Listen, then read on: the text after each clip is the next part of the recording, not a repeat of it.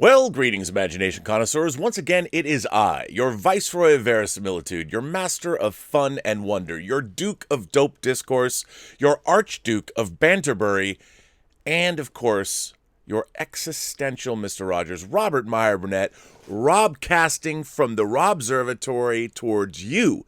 You imagination connoisseurs, you members of this, the Post-Geek Singularity community, a community that cannot be stopped, it cannot be sequestered, it just keeps going on, eternally, now and forever. And if you're new to the channel, welcome. I know there's been some new subscribers coming in, new people, I appreciate that. I've been getting messages and letters from people, a lot of first-time writers. I really appreciate that. If you haven't subscribed, please subscribe to the channel, hit like on these chats, and keep sending those letters, because I gotta tell you, people, the level of letters and discourse that I'm getting, being the Duke of Dope Discourse that I am, has been increasing, and it's all made. I just feel so proud. I feel so proud of you guys. I hope everyone's staying in. I hope you're not cavorting on the beaches of Florida because it's spring break, you know, because God forbid you should give up a spring break, or any time that you could have fun, you should give that up. But you know what? I have fun. I have fun in here. I have fun in the Robservatory. I got new airbrushes to break out. I got special features to make. I got Hot Toys figures to arrange. I got die-cast metal robots to dust. I got comic books to go through. I could stay in here for 2 weeks straight. If I didn't have to go out to go to the bathroom or eat, I might as well just do that right now, right? Elizabeth will come in. She'll bring me wine. We'll do our new show, Elizaviews, whining about the movies. And we did last night. We did Donnie Darko. We'll be back tomorrow at 8 o'clock with another movie, which I haven't decided upon yet. But anyway, this is episode number 366 of Robservations, the show about something. And something is always changing. First of all, I got to go off on a little bit of a rant. Not what you think. That's coming. So, everyone is always, I always talk about Star Trek a lot. And there's a lot of people, when I bring up things that I don't believe in, people always try and throw at me examples of things from previous Star Treks. And this morning, I was having a bit of fun on the old Twitter, talking about this week's episode of Picard, which, well, we'll get into. But people were throwing at me examples like, oh, what? Do you believe that there can be an 11,000-mile long single-cell space amoeba? Can you believe that the matter-transmuting giant alien jellyfish from Encounter at Farpoint could be real? Do you believe that, and you can't believe any of these other things? Well, as the Viceroy of Verisimilitude, I spend a lot of time thinking about science fiction, fantasy, and horror. And as I've told you, one of the things that is most appealing, I think, to all of you too, is the creation of these realms, these fantasy realms that all of these stories take place in. And one of the great appeals is the verisimilitude of those worlds. And the more the world is defined, the more that stuff happens as the rules that as things happen, and they're defined by the rules the world, the author of the material, has set up. That is something that makes these worlds appealing. I think J.R.R. Tolkien is one of the masters of this. One of the appeals, I think, of Middle-earth, especially if you're a huge fan, you do deep dives. And I read the Silmarillion when it came out, and to be honest, I'm not the biggest fantasy fan. I've never been the biggest fantasy fan, but obviously Tolkien is the gold standard. And I did read the Silmarillion when it came out. It was I was given a hardcover, I think, for my, I don't know, I was probably 10 for my birthday or something. But I was fascinated by it just because of the lore. I was the kid that would buy the Dungeons and Dragons monster manual. I didn't play Dungeons and Dragons very much, but I liked reading the monster manuals, and I liked all the supplements, because I love the world building. I bought Thassa's Star Trek role-playing game. I never played it. I had everything. I had all the supplements. I rolled myself 430 different characters. I had this big binder with all the characters in it, in case I ever played. I never played. I didn't have any friends that were interested in playing the Star Trek role-playing game. Nowadays, I could probably find a lot more people that would be interested in that. But I've always liked world building. And as I've talked about a million times on this show, in the best of Trek anthologies that were published 70s and 80s, one of my favorite things were Star Trek Mysteries Solved, written by Leslie Thompson. And I never knew if Leslie Thompson was a man or a woman. I assume a man, but could very well be a woman. Wouldn't matter. They were still some of my favorite things. And it would delve into inconsistencies in the Star Trek universe and try and make sense of them, as I would do in my head. When did the United Earth Space Probe Agency become the Federation? All that stuff. And I've often said that in stories, in science fiction stories, usually, especially in an episode of television, you get one ask. And that is, you're asking the audience to believe in something that could be considered patently ridiculous. And I would say that, to me, when you watch the second season episode, The Immunity Syndrome, which, by the way, is one of my favorite episodes of Star Trek, and certainly one of the most unsung episodes in the original series, there is, of course, a giant 11,000-mile-long space amoeba that has even a much larger zone of darkness around it. A membrane of some kind. And it is spacefaring, it travels, it's alive, it's giant single cell, it consumes the energy from living beings. I don't know if it actually consumes planets, but it certainly feeds off the energy that living beings, or I guess biological matter, emanate, whatever. I believed that. I believed it. I believed in that space amoeba. I believed in it since I was a little kid. I believe in it now. When I go back and I watch that episode, I'm like, okay, I'll buy that. That's an interesting science fiction concept. Because, science fiction and horror and fantasy are dealing with things that aren't real. But if they're presented in a way that makes me believe, then they have verisimilitude. And I'll believe it. And I will believe the same. I will tell you, the jellyfish aliens from Encounter at Farpoint, the Next Generation pilot, are a little bit more difficult to believe in because, of course, they're being held against their will. Well, one of them is. And it's actually created, it's transmuted or made Farpoint Station. That was a bit of a stretch, but I'll go with it because we've seen matter transmuting powers in whatever, in Star Trek in the past. Trelane, whatever, the cat's paw aliens, the little Sylvia and Korob. There's something, there's a precedent there, so I'll even buy into that. But, Star Trek per episode, you get one, maybe two big asks. So when people throw those out to me as if they're supposed to be challenging my perceptions or what I believe to be right or wrong on Star Trek, I find that it doesn't work. I have to just say, well, yes, I actually do believe in those things. Do you not? Because all of science fiction within a certain framework asks you to believe certain things. Great writers of science fiction create things that don't exist, but make you believe in them because they make them seem plausible.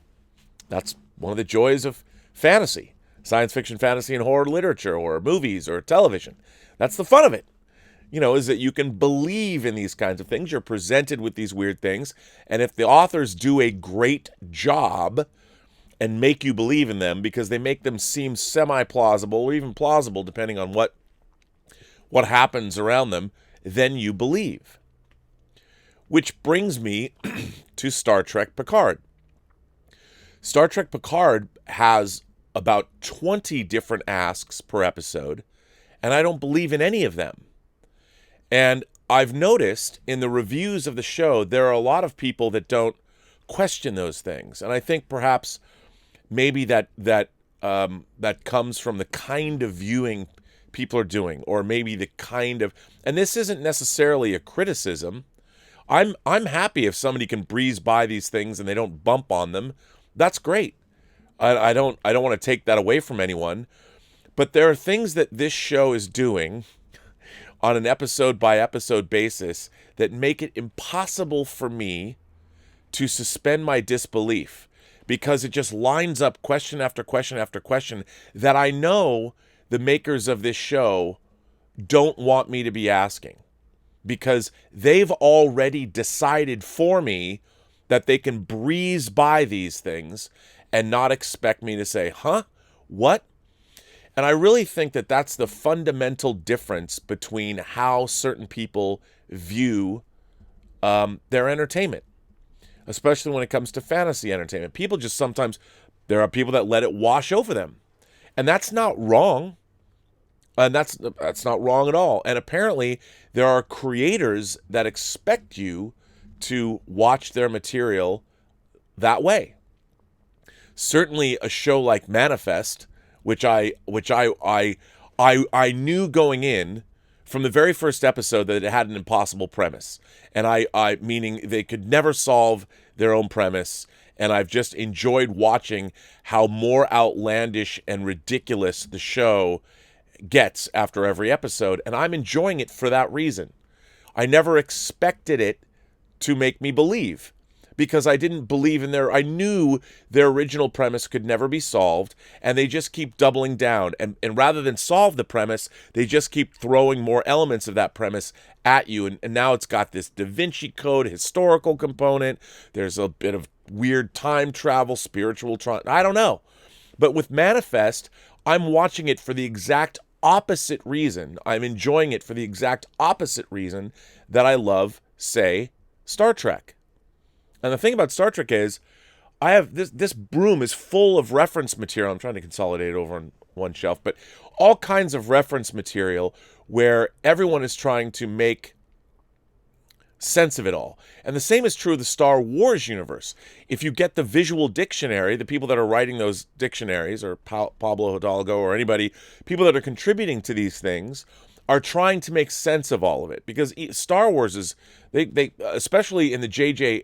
Abrams era, and I think that J.J. Abrams, if anybody quantifies this new era of genre programming, I think J.J. Abrams is the most guilty of breezing by a lot of... He's not particularly interested in making you believe. And the people that work with him, whether it's Kurtzman or anyone else, there's a lot of logic problems that they breeze past to get to the entertainment set pieces they want to show you. But the thing is, fans of genre literature, fans of movies and television that I think are maybe perhaps a little older, younger fans might feel this way, but I see that there's a bit of a divide, although that's not to say I have people that are older and contemporaries of mine that are enjoying these new Star Treks just fine. So perhaps, I don't know. But from my perspective, it becomes increasingly more difficult. And look, when I watched Star Wars, the original, A New Hope, the original version of it, not the special edition from 97, but the original version of Star Wars, which I must have watched 100 times, I believed in it. It made me believe in it. And even when, of course, you're seeing aircraft or snub fighters like an X-Wing or a TIE fighter behaving like they're flying in an atmosphere over the Death Star, it didn't matter to me, because maybe in the back of my mind, subconsciously, I understood that, well, perhaps scientifically this doesn't work. But in the context of Star Wars as a whole, I believed it. I believed in The Empire Strikes Back. And it wasn't until the beginning of Return of the Jedi when I stopped believing in Star Wars. The creature design alone, like all the creatures in Star Wars and Empire, everything that I saw, I believed in. I stopped believing in Star Wars as soon as they introduced the Gamorrean Guard at the beginning of Return of the Jedi. That the actual design, it looked like he was an animated design. It didn't look like the Gamorrean Guard is something that would exist. To me, I'm like, with this big rhinoceros face or whatever, it looked like an animated creature that somebody drew and then they made it real, but it didn't look to me like it belonged in the Star Wars lived-in realistic universe. And that went on. All of Jabba's palace was full. Cy Snoodles and the Rebo Band. Didn't believe the Max Rebo with the blue floppy elephant guy, Max Rebo playing the keyboards or whatever they were, the whatever. I didn't believe them. I didn't believe the color. It didn't fit. It didn't fit with the Sly Snoodles dancing, the way the puppet even looked. Even Jabba the Hutt, to a certain extent, although I had less of a problem with Jabba's design, I just didn't believe it anymore. And it wasn't because I was older. It was because it felt incongruous with how the universe had been set up in 2 previous movies. The thing about Star Wars is the original, the production design, the ships, everything feels real. And the problem that I have with the special edition and the advent or the introduction of all the new visual effects is because they're CG, they don't work with the rest of the movie. They don't work at all. There was no effort made to sort of caress even the color palette of the CG editions. They don't really work. And some of the stuff is less egregious than others. Some of the X-Wing battle stuff over the Death Star at the end, I don't mind as much.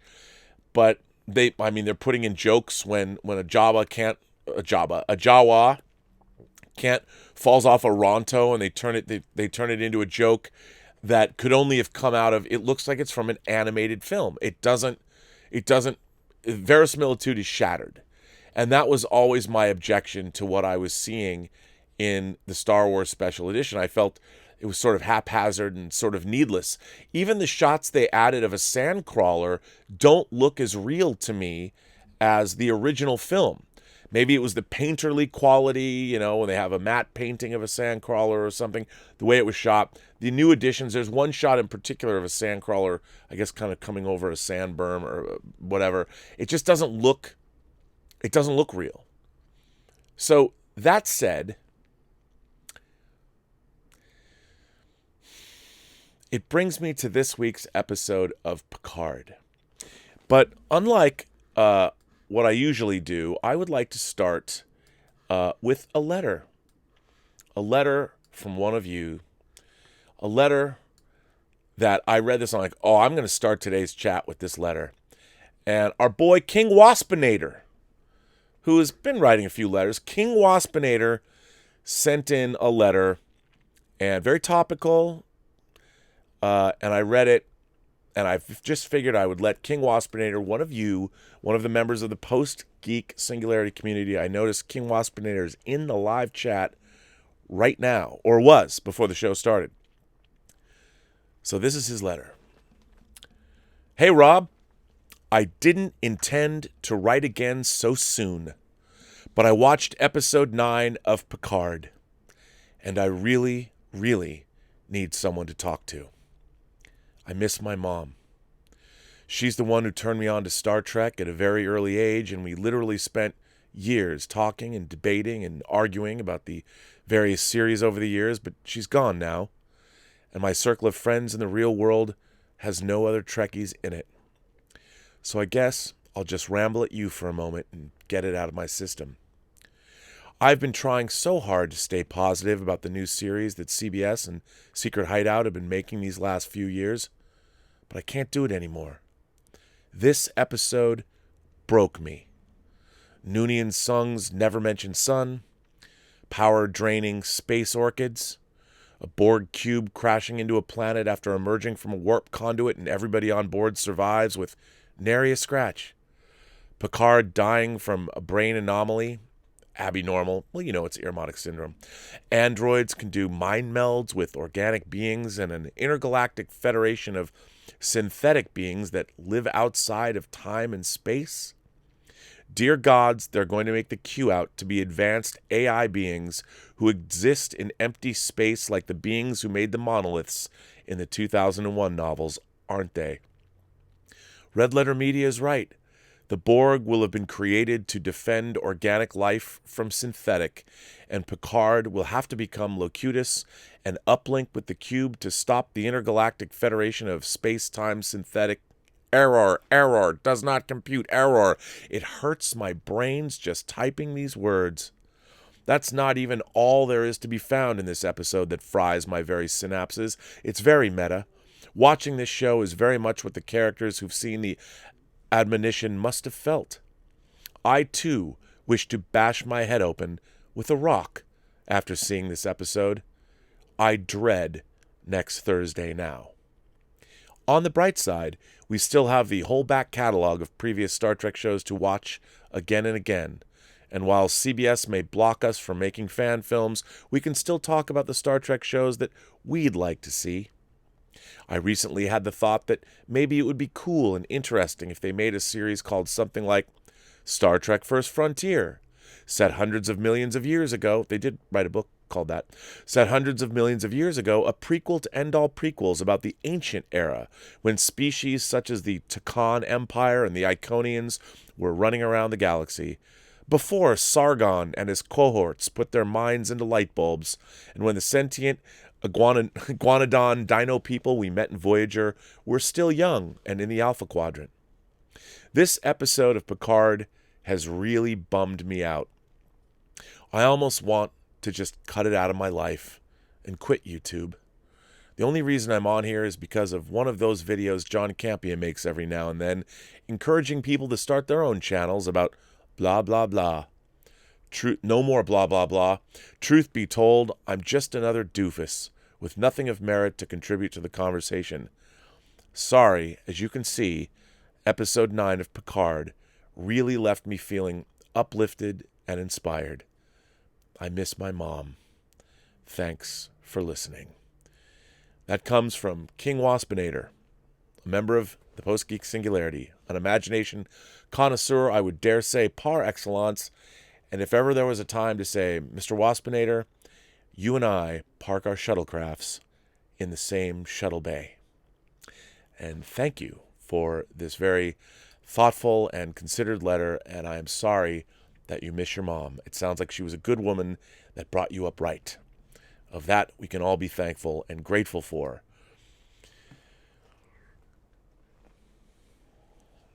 So, as I said, I'm not going to review this episode. I'm not going to review it. What I am going to talk about is I want to go back to the beginning. I want to go back to the beginning, and I want to address... We've all watched Picard. You might not have seen the 9th episode, but if you've seen it up to now,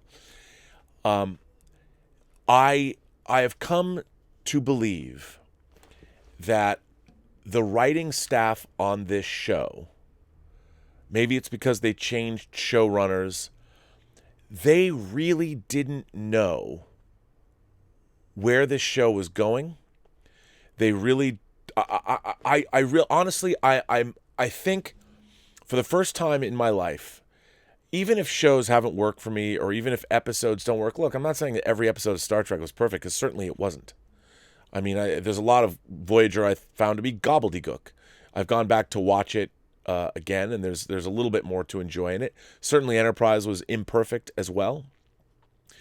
But this Star Trek Picard is a certain new kind of, I would say, god-awful. God-awful. Because as a astute viewer, and I think I'm an astute viewer, especially when it comes to Star Trek, I've been following the show closely. I've been watching each episode more than once. And I have so many questions about what this story has actually been about. And also, I have questions that it seemed to me when I finished this 9th episode that the previous 8 episodes really didn't need to exist. Because none of what's going on, I mean, there's elements of setup, I suppose, but none of it tracks. Nothing in this show at all tracks and makes sense. But before I get into that, I did want to talk about something that happens in this episode. And it speaks to why I can't suspend my disbelief. So, in this particular episode, when our ship, the La Serena, and Picard and his merry band of interesting characters arrives at our planet, where the people they are seeking apparently exist. When they get there, they are confronted by, as I've been making fun of this since I saw it, giant space flowers. And when I say space flowers, I mean giant space-going orchids floating in space. And these orchids latch on to not only the La Serena, but following soon behind the La Serena is, of course, 7 of 9 in her Borg cube. And these space orchids latch on to this Borg cube. And not only are there spacefaring orchids, but they're able to drain all of the power of both the La Serena and the Borg cube. And these ships hurtle. They're brought down. These flying space orchids bring down these ships. Borg cube. We've seen Borg cubes are tough, man. They are tough. But these giant space orchids are able to do these things. Now, on one hand, if these space orchids were some kind of spacefaring plant, and that was it, I'm like, okay, I could believe that. I could believe it. But no, they're a planetary defense system. This planetary defense system, I ask myself, okay, I'm an astute viewer of science fiction. I've been reading it and watching it and listening to it for 5 decades. I've never come across space orchids. I mean, there's things called like a death blossom. They have used plants as allusions, and they've metaphors or things like that, but I've never actually seen spacefaring orchids that can sap your energy. So immediately my mind kicks in. I'm like, okay, once you find out what they're doing, I have to ask myself, are these mechanical or are these organic? Or maybe they're just energy and they just look like space orchids. How were they launched? How were they piloted? How did they know to latch on to ships and did they know our ships were a threat? So if they knew our ships were a threat, is there a singular intelligence in these giant space orchids? And if they're synthetic life that are actually autonomous thinking, which they could be, because we've seen it would be a different kind of synthetic organism that we've seen. And hey, if you can make synthetic people, why not make giant synthetic space orchids that could exist on their own accord? But then it would the question then is asked, how are they powered? How can they stay in orbit?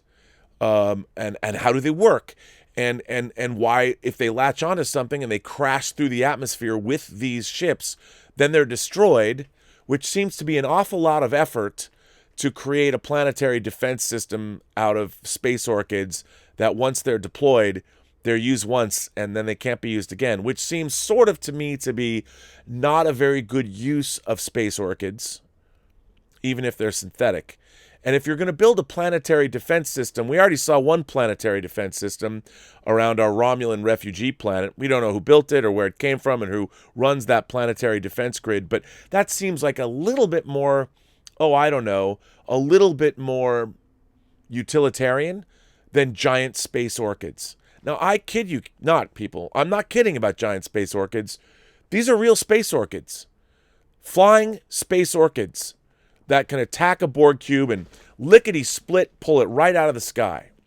And somehow, the Borg cube is able to, hey, as I pointed out, I said it was somehow able to soft land, and a girl came at me on Twitter and said, well, it didn't really soft land. I mean, it kind of crashed. I'm like, well, if there are people still alive in the Borg cube, as there are, because, Elnor's there and 7 of 9's there and a bunch of Borg drones are there. By the way, when we first were shown the Borg cube, the artifact, there were Andorians on board. There was all kinds of civilians on board. Where are they?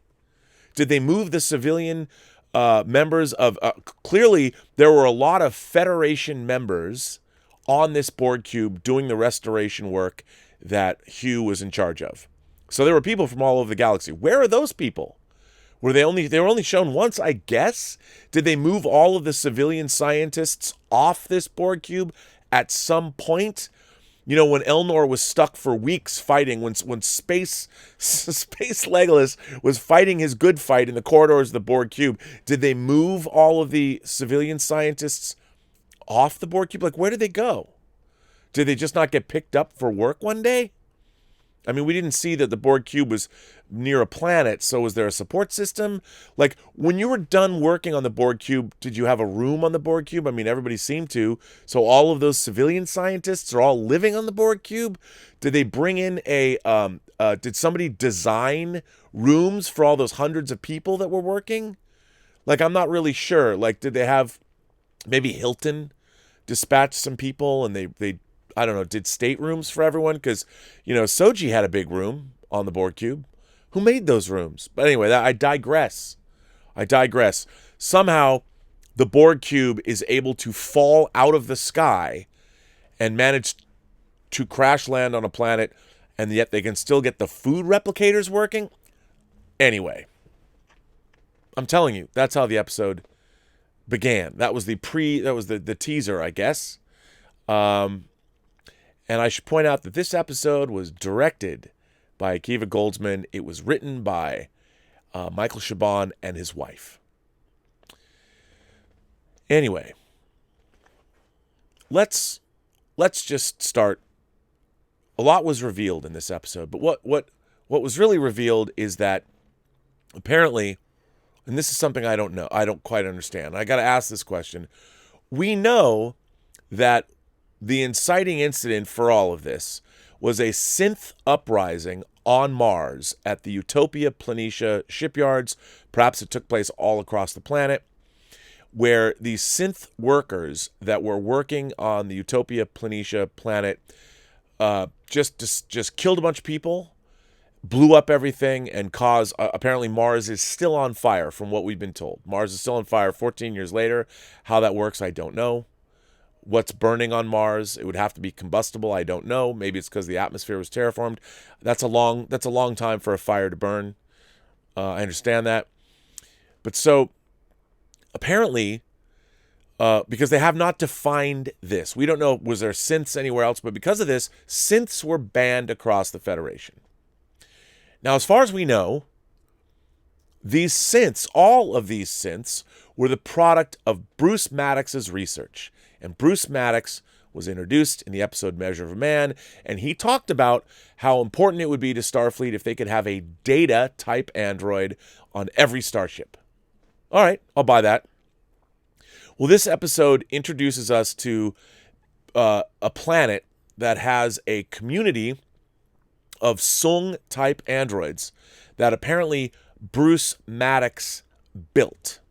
Bruce Maddox built these Sung-type androids, and as we know from TNG lore, we know that there was 3 Sung-type androids that we know of now. That we know Data, we know his brother Lore, who was created before Data, and we know B4, which was apparently a prototype built before both of them that was introduced in Star Trek Nemesis. We met Lore for the first time in the first season TNG episode Data Lore. He came back in the 4th season episode Brothers. And then, of course, we saw him with his merry band of pranksters, his Borg that were cut off from the collective, we've seen a story kind of like this before in Descent Part 1 and Part 2, the 6th season finale and the 7th season opener. So Bruce Maddox apparently has built these Sung-type androids, and he's got a community of them. Now, the ones we have been told that they're created in pairs because of positronic, whatever. They use a positron, they clone the positron, so they're made in pairs. So there's 2 of each. Okay? Although we learn that's not true, because we learn our crew, Picard and company, wind up at what can only be described as a Malibu wellness retreat center. Not so much that you're detoxing. It reminded me, apparently somebody really liked the episode Justice in the first season of Next Generation, because it's basically these robots are all a bunch of hot people, hot androids hanging out doing what, I don't know. But we find out that these androids have built these space-going orchids. They have only like 10 left because they sacrificed 5 of them or something. But these are really a hot bunch of people. And we meet apparently their leader, who is a smoking hot version of Soji and Daj. So there's not just 2 of them, there was 4 of them, named, I kid you not, Sutra, as in Kama Sutra. And the way she's dressed, let me tell you, my first thought upon seeing her was, yes, I would have called her Sutra myself, because I would have liked to explore that entire tome with her in my spare time, if you catch my drift. And of course, she has the same color of skin as Data. She looks like Data. But like, even though she looks like Data, strangely, she's the hottest woman in the galaxy.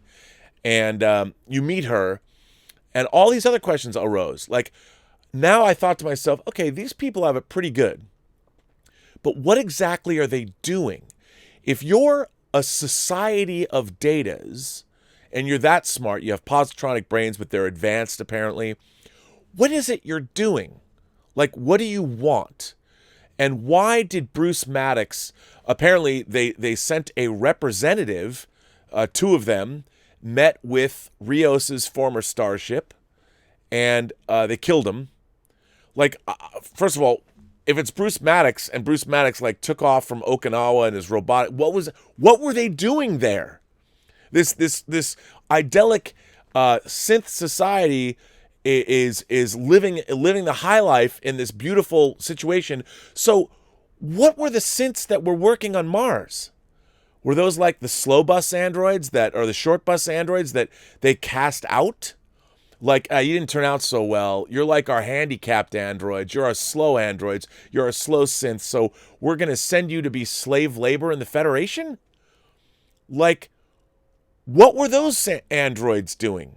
And if those androids also were Bruce Maddox created androids that were made, I guess, on that planet, or was that planet where all the elite androids go? And did they make those other synths in Okinawa? Is that the Daystrom Institute or whatever? Did they? I'm asking myself. These are just questions that are popping up. I'm like, I don't get it. I don't understand. It seems to me that those are mentally challenged synths that we saw working on the Utopia Planitia shipyards. I mean, I don't get it. Like, if I was a synth, why would I want to be working on Utopia Planitia with these clearly I don't know, these human beings that also didn't seem to be enlightened members of the Federation, when I could be in resort land with Sutra and her hot little midriff exposed and all that? Like, why? Like, I don't quite get it. I guess I'm a little, the elite, the 1% synths get to live on this planet and do what? I guess build space orchids to defend their planetary idyllic place. I don't know. Now, are they flying the ships too? We haven't the ships that we see attacking Mars. Do we know if synths were flying those or the Romulans? First of all, we know that it was the Romulans who were able to somehow hack the synths, and they organized this synth uprising. How they were able to do that, I don't really know. They haven't really made it clear, but it happened. Already, you can see where I'm going. I'm 5 minutes into this episode, 10 minutes into this episode, and I have many questions. And I don't believe any of it. And then, who arrives? Well, Brent Spiner. We knew this was coming. Now, first of all, we know. Now, let me get this correct, and I'm gonna have to put my glasses for this. Brent Spiner is playing another Sung in this episode. And we know that he's played Dr. New. First of all, he plays Data, Lore, and B4. Brent Spiner has.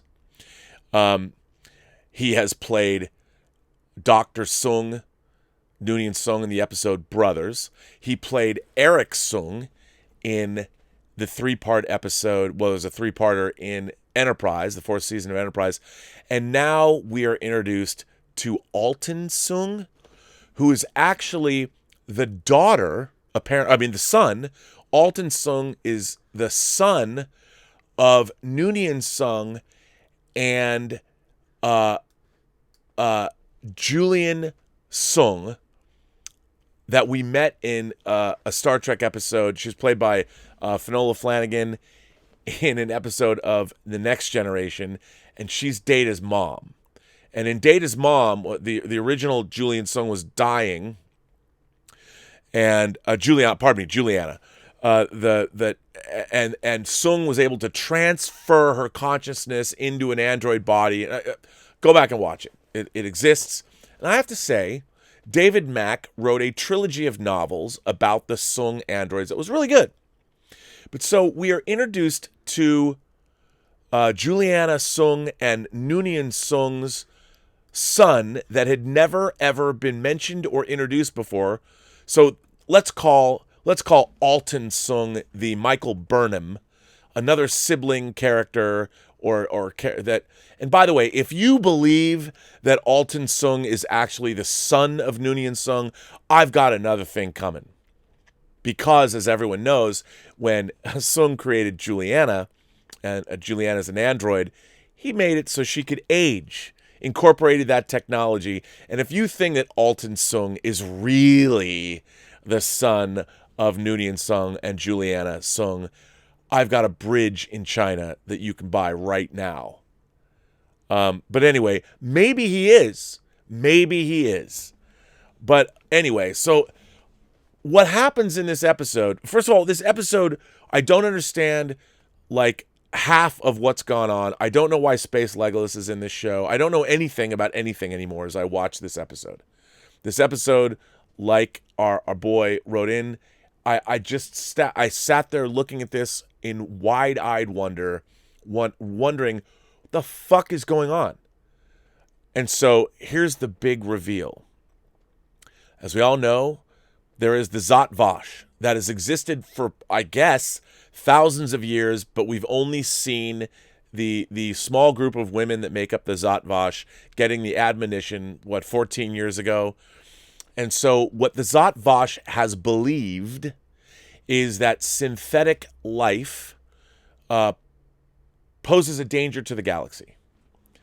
And it's their job that when synthetic life reaches a certain threshold of I don't know what that threshold is, but when it gets to a certain threshold, then the synthetic overlords that exist out there in the universe are going to suddenly show up, and they're going to destroy all human or all organic or all real life in the galaxy.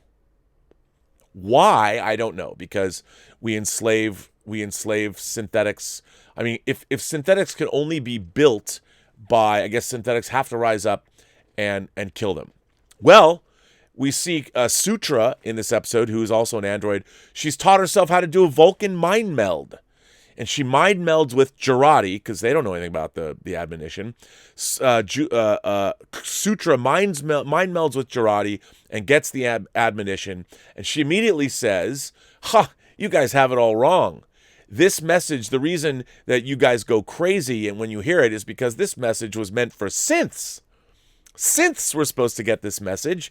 And it's actually a message from, apparently, there are a galaxies spanning race of synthetics, which actually makes sense. There's a lot of science fiction that will say that all biological entities will eventually become synthetic and give up their corporeal forms and become digital or become machines, which makes sense. You could live forever. I mean, I could see that as a logical extension.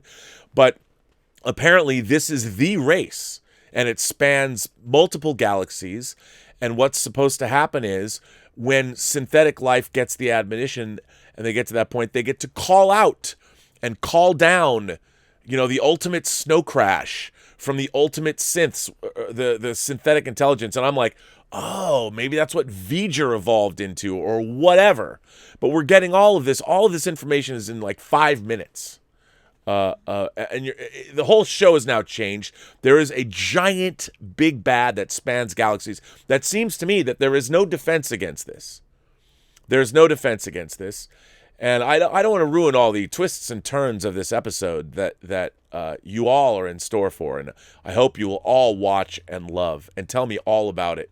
Because, boy, as I watch this episode, I'm just like, I've never seen a science fiction show that has packed so much unbelievably, just so much bullshit into one episode.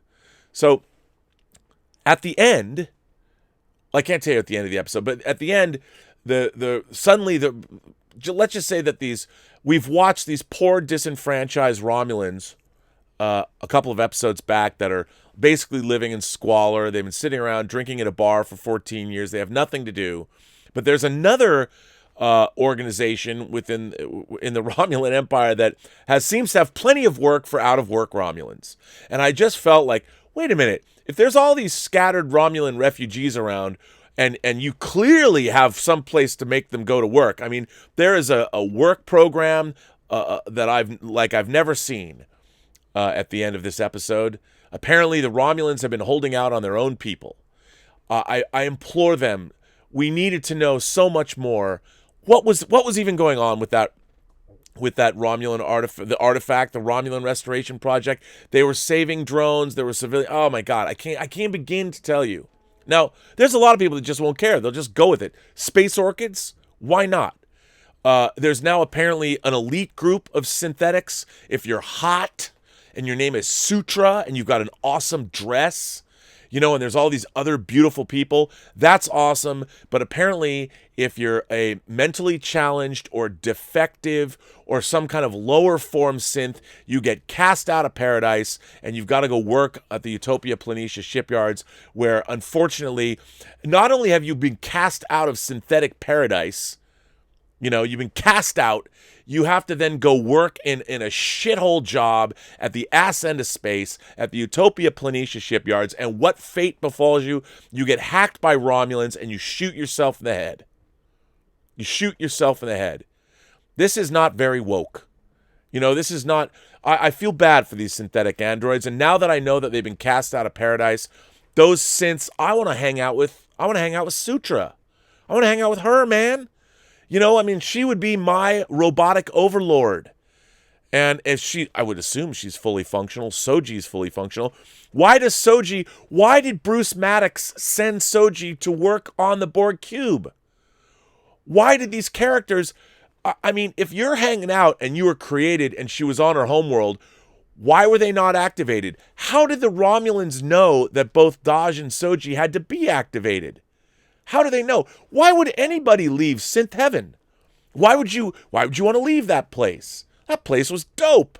You get to build spacefaring orchids. You get to hang out. I don't know what they were doing, but you'd think a race of androids would be building Jack Kirby-esque cities of technology. You could do all kinds of things, but no, they're basically just hanging out in a Malibu rest area.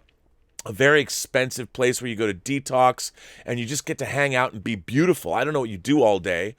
Clearly they did keep around there is a poor android that seems to be slower than the rest, living in space nirvana, synth nirvana, and that poor woman gets straight up murdered because you have to kill somebody. And this sweet android that she's like everyone's favorite. She's so nice, and clearly she's not as smart as the other ones. What is she? She gets a glass flower in her fucking eye, and she lays that as part of, now that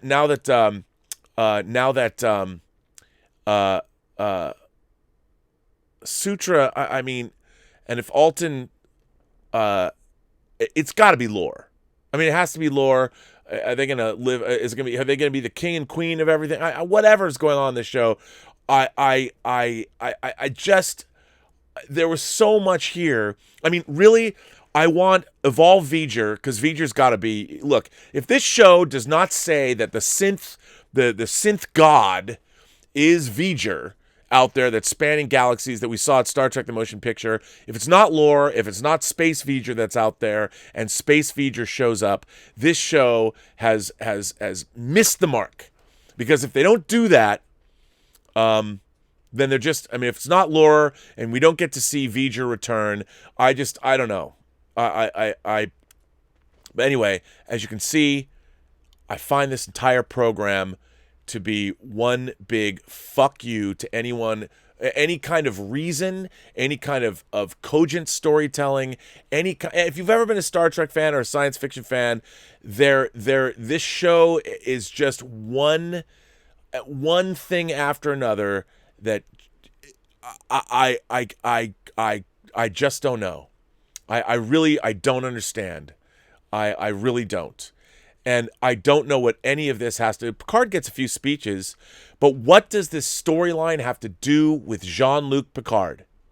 What does it have to do with him? This story is not about him. It has nothing to do with him.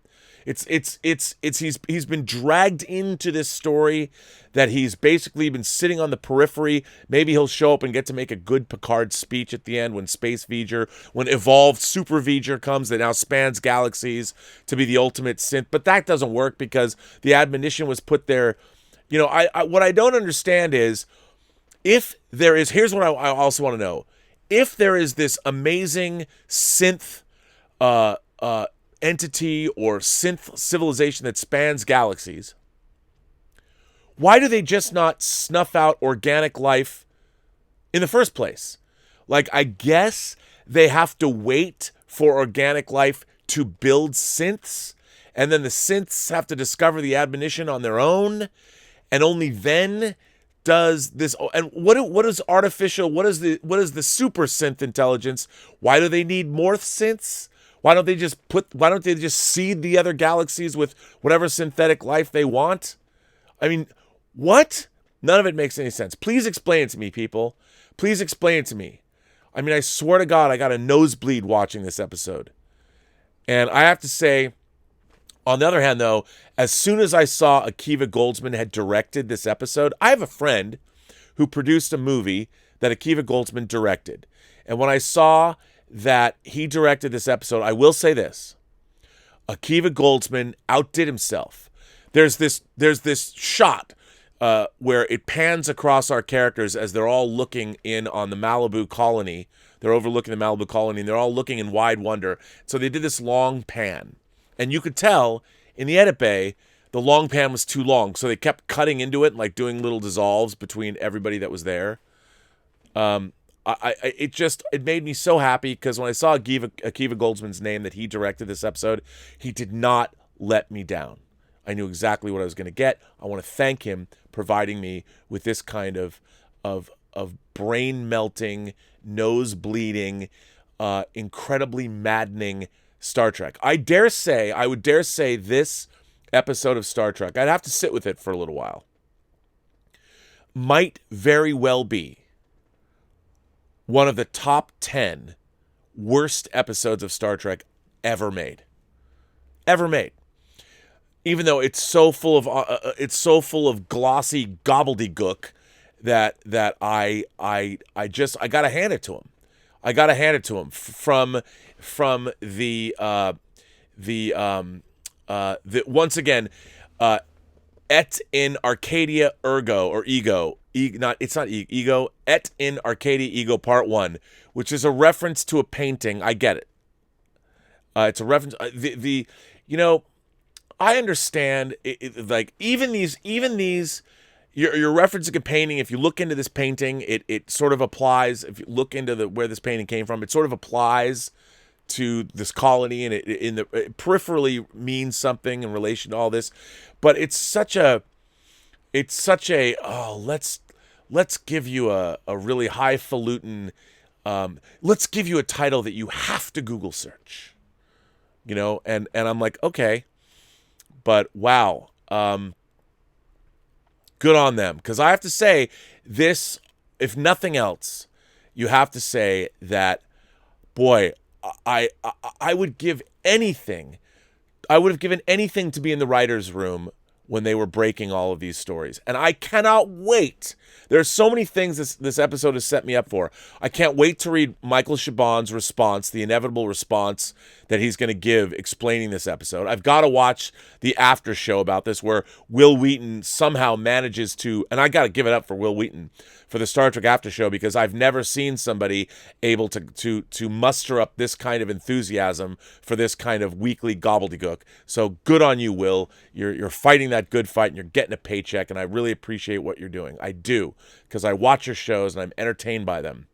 And yeah. But anyway, this show, man, wow. That's all I can say. That's all I can say. Out of work Romulans that somebody clearly is not giving them jobs. They don't have a very good jobs program, and you'll know when you see. I mean, at the end of this episode, their Romulans could be put to work, man. Maybe they were. For all we know, maybe all those Romulans were given jobs. I hope so. Because clearly, Commodore O is just able to drift in between two worlds at will, apparently. Good on her. You know, she's a member of the Zhat Vash. She's high up in Starfleet. And, well, you'll see. She's the hardest working woman in the Alpha and Beta quadrants. So give it up for her. Wow. Gosh, I believe in that character. I believe that she can do whatever she wants to do. And how come we haven't heard of these characters, this alien intelligence before? I don't know. Anyway, boy, as you can see, this episode was I just don't know what to say. I'm at a loss. I am at a loss. I don't know what any of this means. I honestly, I really don't know. I don't know. I don't know. I don't know if any of you can help me with this. I don't know, because it's just so. I don't know what to say. Anyway, some of you have been firing in things to say. From yesterday's show, there's a couple things that were sent in after I left last night. We did a great show of whining about movies. We did Donnie Darko last night. That was fun. Austin Hernandez says, thanks for the awesome show, Unky and Auntie, meaning Elizabeth and myself. Well, thank you, Austin Hernandez. Throg, not a Dr. Jim, wanted us to watch Romper Stomper. Good choice. That's a good call. We're not going to watch that, but that's a good call. Throg also said, My Own Private Idaho sent in a tip and said, My Own Private Idaho is better than Good Will Hunting and should be viewed also. It should be viewed also. I have the Criterion Blu-ray of My Own Private Idaho. Willow sends in a tip and says, just spent the morning cleaning out my workplace for a 2-week-long shutdown. The measures being taken seem extreme, but China apparently only had 600 confirmed cases when they initiated their lockdown. We're already way past that threshold. Yeah, I mean, we're seeing cases. I think cases overnight went up 40% in the United States. So this isn't going away anytime soon. And boy, the emergency powers, the wartime powers, I tweeted kind of, it's almost like an X-Files conspiracy thing. They've figured out a way to, I don't mean to make light of this situation, but everything that's going on, I mean, I hope this is just softening up. It's getting everybody inside for the inevitable emergence of extraterrestrials. First contact is going to happen. And a la the X-Files, they've got us sequestered away in our homes so panic can be kept to a minimum. And we're already socially distancing, so when our overlords do finally arrive, the transition over to power will be smooth. I do think there's a little bit of that going on with all the wartime powers and all that kind of stuff. It's very interesting. I find the whole thing very, very interesting. So yes, Willow, you would know better. I liked your letter yesterday. Thank you for writing it in. I very much appreciate it. James Hoffman sends in a tip and says, I think the writers of Picard are trying to include interesting sci-fi ideas, even if the ideas are not fully fleshed out perfectly. Examples, an ancient race that can move stars, an alliance of synth that spans galaxies are interesting sci-fi concepts, in my humble opinion. James, I totally agree with you. They are. And they've been dealt with a lot in other kinds of books. And I agree. But once you've created a synthetic race of overlords that spans galaxies, how do you defend against that? I mean, I would imagine unless that's why it's got to be, let's hope it's V'ger or something. These are all very interesting sci-fi ideas. I remember there's an issue of Sandman where the writer It's the issue of Sandman Calliope. And there is a writer who basically finds a muse, one of the muses of legend. I don't know if she's a siren, I forget. But imprisons her. This writer imprisons her and uses her for ideas. And he becomes a best-selling writer. And because he's imprisoned her. And the Sandman, Morpheus, apparently was the former lover, as I remember. It's been a while since I've read it. But he comes and he lets her go. He frees her from her prison. And to punish the writer, he has the writer, he's just constantly spewing these ideas, these fantastic ideas. They just roll out of his mouth, these fantastic ideas, but his mind has been so damaged by the Sandman, and rightfully so, that he'll never be able to do anything with these writers or ideas. And at the end of the comic, he spews out like 6 ideas that are just great. They're just ideas that Neil Gaiman threw out, that were these wonderful ideas that would make great stories, that Neil Gaiman is so full of stories that he just dropped these ideas. And I was like, man, every one of those is good. I feel like this episode of Picard had a ton of really interesting and intriguing sci-fi ideas. Any one of which could have been, I mean, hell, a reclaimed Borg cube alone could have been 10 episodes of a show. What are they going to do with these? You could have done a whole thing where how do Borgs cope? You know, what is Hugh? What are the problems Hugh has to deal with, dealing with various governments, and who gets these people? I mean, you could have done a 10-episode miniseries of Star Trek just about that Borg cube, and it would have been fascinating. And Picard, it could have been a great 10 episodes of Picard. It could have examined the Borg cube from every different angle. Could have been amazing. This show just throws out these ideas willy-nilly, and none of them make any kind of sense in the long run. I do not know what the rest of the show, what the hell, why, I don't know why Soji and Dodge were undercover. Why were Dodge and Soji undercover? Why? I mean, they're sending out, we know, they sent out emissaries to meet with a Federation starship. Why didn't they just, I mean, Bruce Maddox was going between Earth and apparently maybe not, but they've got this homeworld. Why didn't they just show up and say, hey, we're the synth world. We'd like to negotiate with you guys. We want to be recognized by the Federation. I don't get it. I don't understand. I don't understand the relations of the synths that were hacked by the Romulans. I don't understand the short bus synths. What were they doing? I don't understand what Dodge and Soji were doing. I don't get it. I don't understand why Sutra, even Pris in Blade Runner was a standard pleasure model. Well, let me tell you, why aren't there sutras around the galaxy? Where is space? I want Sutra to open a space brothel. I want all of the many forms of pleasuring that Data knew in The Naked Now, and she certainly, when Tasha was able to avail herself of Data's talents, I want to avail myself of Sutra's talents. That's why they named her Sutra, right? I mean, you hear the name Sutra, what's the first thing you think? This is not brilliant. I want to go visit this planet. I think it should be a vacation destination. Why aren't people going there and availing themselves of all of these beautiful synths that must be fully functional, just like Data was? They're in many forms of pleasuring. There's the new Star Trek. Why aren't these synths working at Risa? Come on, man. Men and women. I'm not just, I'm just thinking about my own pleasure. I don't mean to be selfish. But apparently, as we know from the second was Naked Now, second or third episode of TNG, maybe it was the first regular episode after Encounter at Farpoint, I think. John D.F. Black came back and wrote that episode. I mean, come on. You can't tell me they didn't think of that one. I mean, already the Discovery Writers Room tweeted today that we're going to tweet our favorite Star Trek episodes. They did. Their first episode was The Naked Time. You know why?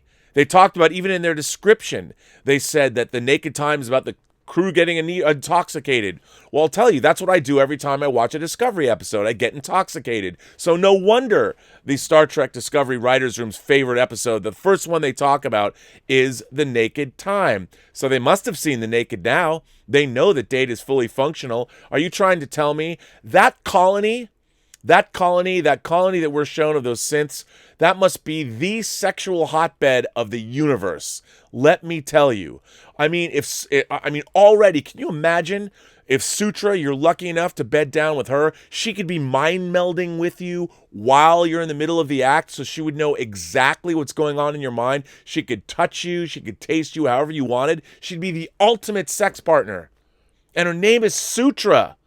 She probably named herself that.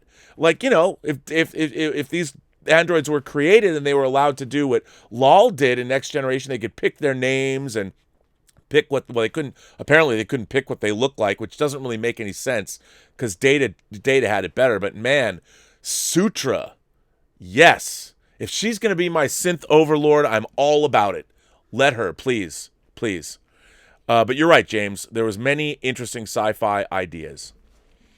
Scarpad's Comic Treks sends in a super chat and said, so we waited 9 episodes for an iMud What Are Little Girls Made Of mashup. Yes. That's the thing. Like, there is nothing this episode, Picard has done, there's not an original idea in this entire show. Already there's like the AI overlords that what didn't Discovery season 2 already deal with that? Apparently not. Unbelievable. But yes, Scarpad's Comic Treks. My God, iMud is a second season episode of the original series, and What Are Little Girls Made Of is in the first season of the original series. And both, by the way, deal with android bodies.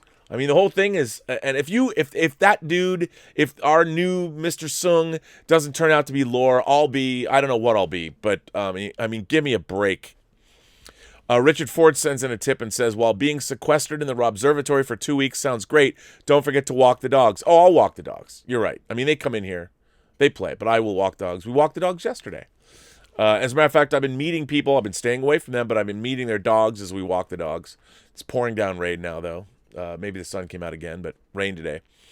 Jason sends in a tip and says, I'm really glad our borders started getting shut on January 31st to the coronavirus coming from China.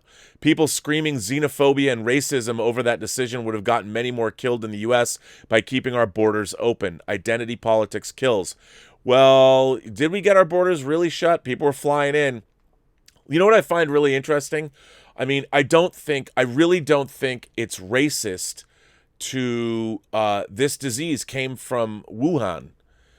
I mean, it's not racist to say where a disease came from, the origins of that disease. I don't like calling it a Chinese virus. It came from a specific place. But okay. But yeah, look, you can't, the realities of life have to be maintained. You have to be like, okay, this disease came from a certain place. We have to act accordingly. To blame people that are Chinese for this disease, wherever they may be, is racist and stupid. It really is. And I don't understand. This disease could have sprung up from anywhere. And that's just ridiculous.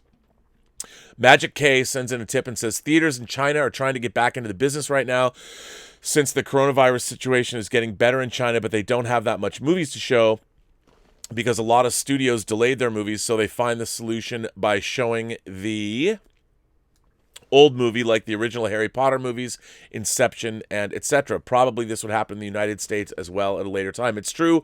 I've been hearing about that. I don't know what the situation is on the ground in China. I don't know where we're at, but you're probably correct. Royce Freeman sends in a super chat and says, what do you think of alternative versions of movies like it's Exorcist 3 or, of course, the Legion cut of Exorcist 3 or Exorcist at the beginning and the Dominion or Clive Barker's Nightbreed? But, okay, Royce, there's two different things you're asking me here. So as many people know, Exorcist the beginning and Exorcist Dominion are directed by two different people. They're two totally different movies that were visions of the same story, but two totally different films. One was directed by Paul Schrader, and one was directed by Rennie Harlin. And it was a film that was actually abandoned. They didn't like Schrader's version, so they brought in Rennie Harlin to make it, I guess, more commercial and less more like more erudite or whatever. So those are two different movies, both examining the same subject. But Exorcist 3 and Legion was the original version of Exorcist 3 does not have Father Morning in it, nor does it have the Exorcist that we see at the end of the movie. That was added later. And the original version of the movie that William Peter Blatty directed was a straight adaptation of his book Legion, which Shout Factory, Scream Factory released on video, and also so did, not to be outdone, Arrow put a version of it out as well, which is very, very cool. So those are both. I don't know if I think William Peter Blatty did direct the reshoots. Maybe he didn't, but that was the same, different versions of the same movie. So those are different things. I love that stuff. I have all of those things that you mentioned. I have both versions of Exorcist 3, and I have both versions of The Exorcist. And it's always very interesting to see that. Stub McShave sends in a tip and says, for every fantastical element, you need 5 or 10 really concrete, real elements to ground you in the fictional world to make you suspend your disbelief and believe. Otherwise, it's all just spectacle without substance. Couldn't agree with you more. And this show they just keep adding more to Star Trek. I mean, wow. It's like they went out of their way to, in every episode, they just wanted to add and add and add to Star Trek mythology. And so much of it's all just weird gobbledygook. And the Zot Vash, this idea that, here's the thing. Here's what I don't like. So as soon as as soon as Sutra mind melds, she can teach herself, an android can teach herself to mind meld. How does that work? You can mind meld, like it's like everything else in this show, mind melds. How does Sutra mind meld? Apparently you can just teach yourself. If you're an android, you can mind meld with an organic being. Just like, hey, if Silence can reproduce with humans, I guess you're a human. But anyway, so yes. So this Sutra finally sees this, and she immediately says, well, obviously the reason it drives you insane is because this message was meant for synths. So the Zot Vash has been around for apparently a very long time, not just the 14 years, but for a very long time. That's why apparently groups of women have been going and getting the admonition for a very, very long time. No one's analyzed it. The Romulans are a smart race. They're an offshoot of Vulcans. They just took their interpretation of these images. They didn't study them. They didn't analyze them. I guess if it was designed for synths anyway, you would never have been able to analyze it. But they took all of this at face value. I mean, the Romulans, the Zot Vash, they're now just portrayed as fucking idiots. You know, they've been following this for, I guess, thousands of years or however long it's been around, and they're just idiots. Like, no one took the time to really analyze these things. Nope, they were meant for synths. Okay. Okay. I guess. Man. Anyway, Attic Hatch Sound sends in a super chat and says, I lost belief in the MCU tech with the magic nanos. Look, I agree. I think they pushed, especially in Infinity War, Iron Man's nanotech armor got a little unbelievable, little magic-y. I still went with it, but it for me, I'm like, he didn't do too many things that were out of my realm. I was still able to suspend my disbelief, but just barely. Darren McKinnon sends in a super chat and says, do you agree that Sisko is an underrated captain? I love Sisko. I'm a huge Deep Space Nine fan. So when it comes to Deep Space Nine, nothing is underrated to me. I love Deep Space Nine. Love it. Stubble McShave sends in a super chat and says, don't worry, Rob. They'll answer all your questions in episode 10. Yeah, oh my God. But I'm just saying, this super intelligent, galaxy-spanning race, which I guess the Q Continuum doesn't know about, or anybody doesn't know about. I mean, I hope we see them. How cool would it be, if they brought Steven, they wouldn't do it though. If Decker, Stephen Collins comes back and plays old Decker, and obviously he had his own troubles. Let's not get into that. But if he comes back and says, I represent the consortium of synths that run the rest of the universe, and Picard gives him a speech, and they save it. What does this show have to do with Captain Picard ultimately? Are they going to make him save everything? Is Space Legolas and Galadriel, Seven of Nine's Borg Queen Galadriel? Why don't they fix that Borg cube and take off, and Elnor and Seven of Nine can go right wrongs? I mean, why is she even there? Why did she show up? Why did she follow Picard? Space Legolas didn't even stay with Picard. Why did she follow them? Why didn't she go be a Fenris Ranger and use that Borg cube and right wrongs? Seven of Nine commanding the Borg cube. I mean, why didn't she go to the Borg homeworld and get a bunch of Borg cubes to show up and help her? I mean, a Borg cube was brought down forever. In Star Trek lore, Space Orchids destroyed a Borg cube. Space Orchids built by a woman named Sutra and her followers. What? This is what Star Trek now has to deal with? I'm glad Mike and Denise Akuta do not have to write another version of the encyclopedia, or maybe they do, and incorporate this into the lore of Star Trek. Because, oh my God. Oh my God. N Creature sends in a tip and says, come on, Rob, we know how this ends. Kurtzman's been hinting all season long about characters facing their fears. $10 says Picard plugs back into the cube to become Locutus, and everyone forgets about Dr. Juliana Tanner, who should still be alive. She is alive, and if you read David Mack's books, David Mack, The Cold Equations, his trilogy of Sung... I mean, my God, David Mack deserves a co-created or a producer credit on these shows, on both Discovery and this show. What is it with their obsession with synthetic life? And you know what? They can't even... They've short-bussed synthetic life. The poor... I mean, I don't want to use the word, let's say, the R word, because then somebody will come after me and be like, oh, you're not being very sensitive. So I'm going to say developmentally disabled or mentally challenged. I mean, I don't even know what the correct vernacular is, but I'm just going to call them the short bus synths. Maybe that I was going to call, maybe short bus synth is going to be my new dark wave trio, because that's going to be the name of my new band, because Space Orchids, whatever. Short bus synths. That's what these synths are. These poor sods that were cast out of synth paradise. I mean, if I was cast out of synth paradise by Sutra, I would be bummed out too. I would be bummed. I'm bummed out I don't live in synth paradise now. Because, I'd like to go have a little conversation with her. I'd like to talk to Sutra. I'd like to mind meld with Sutra, if you know what I'm saying. I wonder if she knows how to celebrate International Women's Day. That's what I'm up for. Come on, Sutra. You've read the book. That's why you named yourself Sutra. I know what you're about.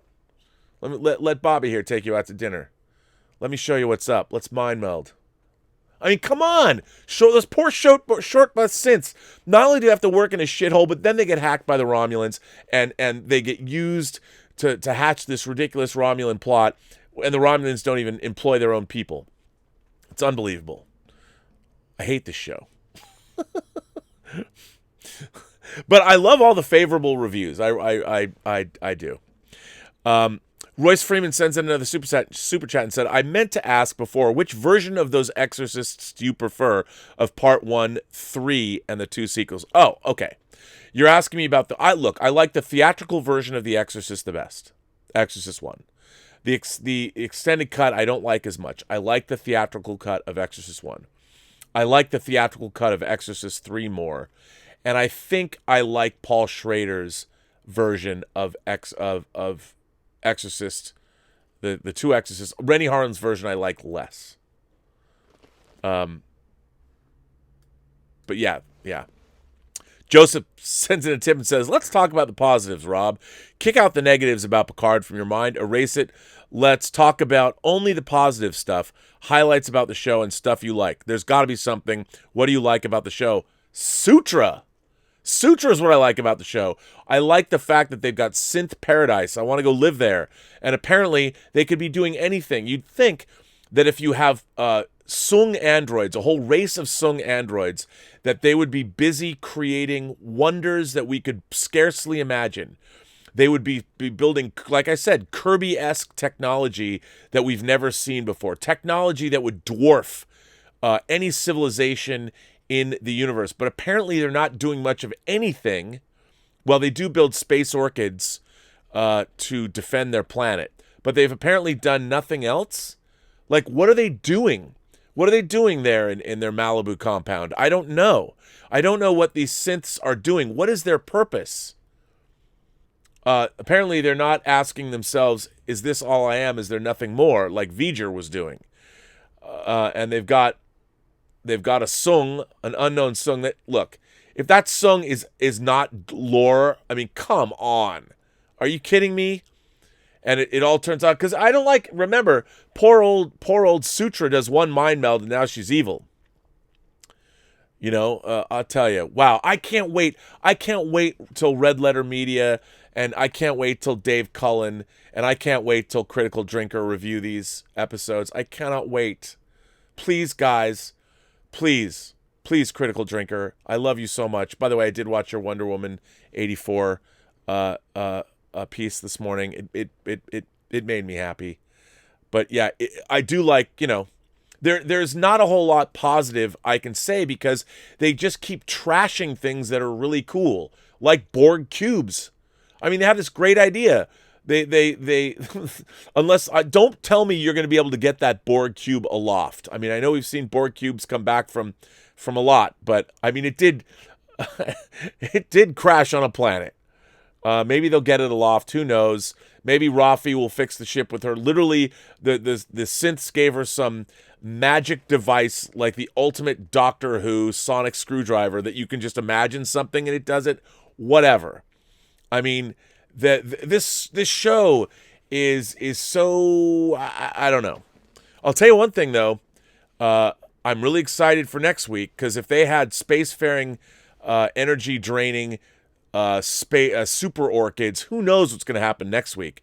I mean, what is the overarching? First of all, they've introduced the idea of a galaxies spanning synthetic society that can lay waste to everyone.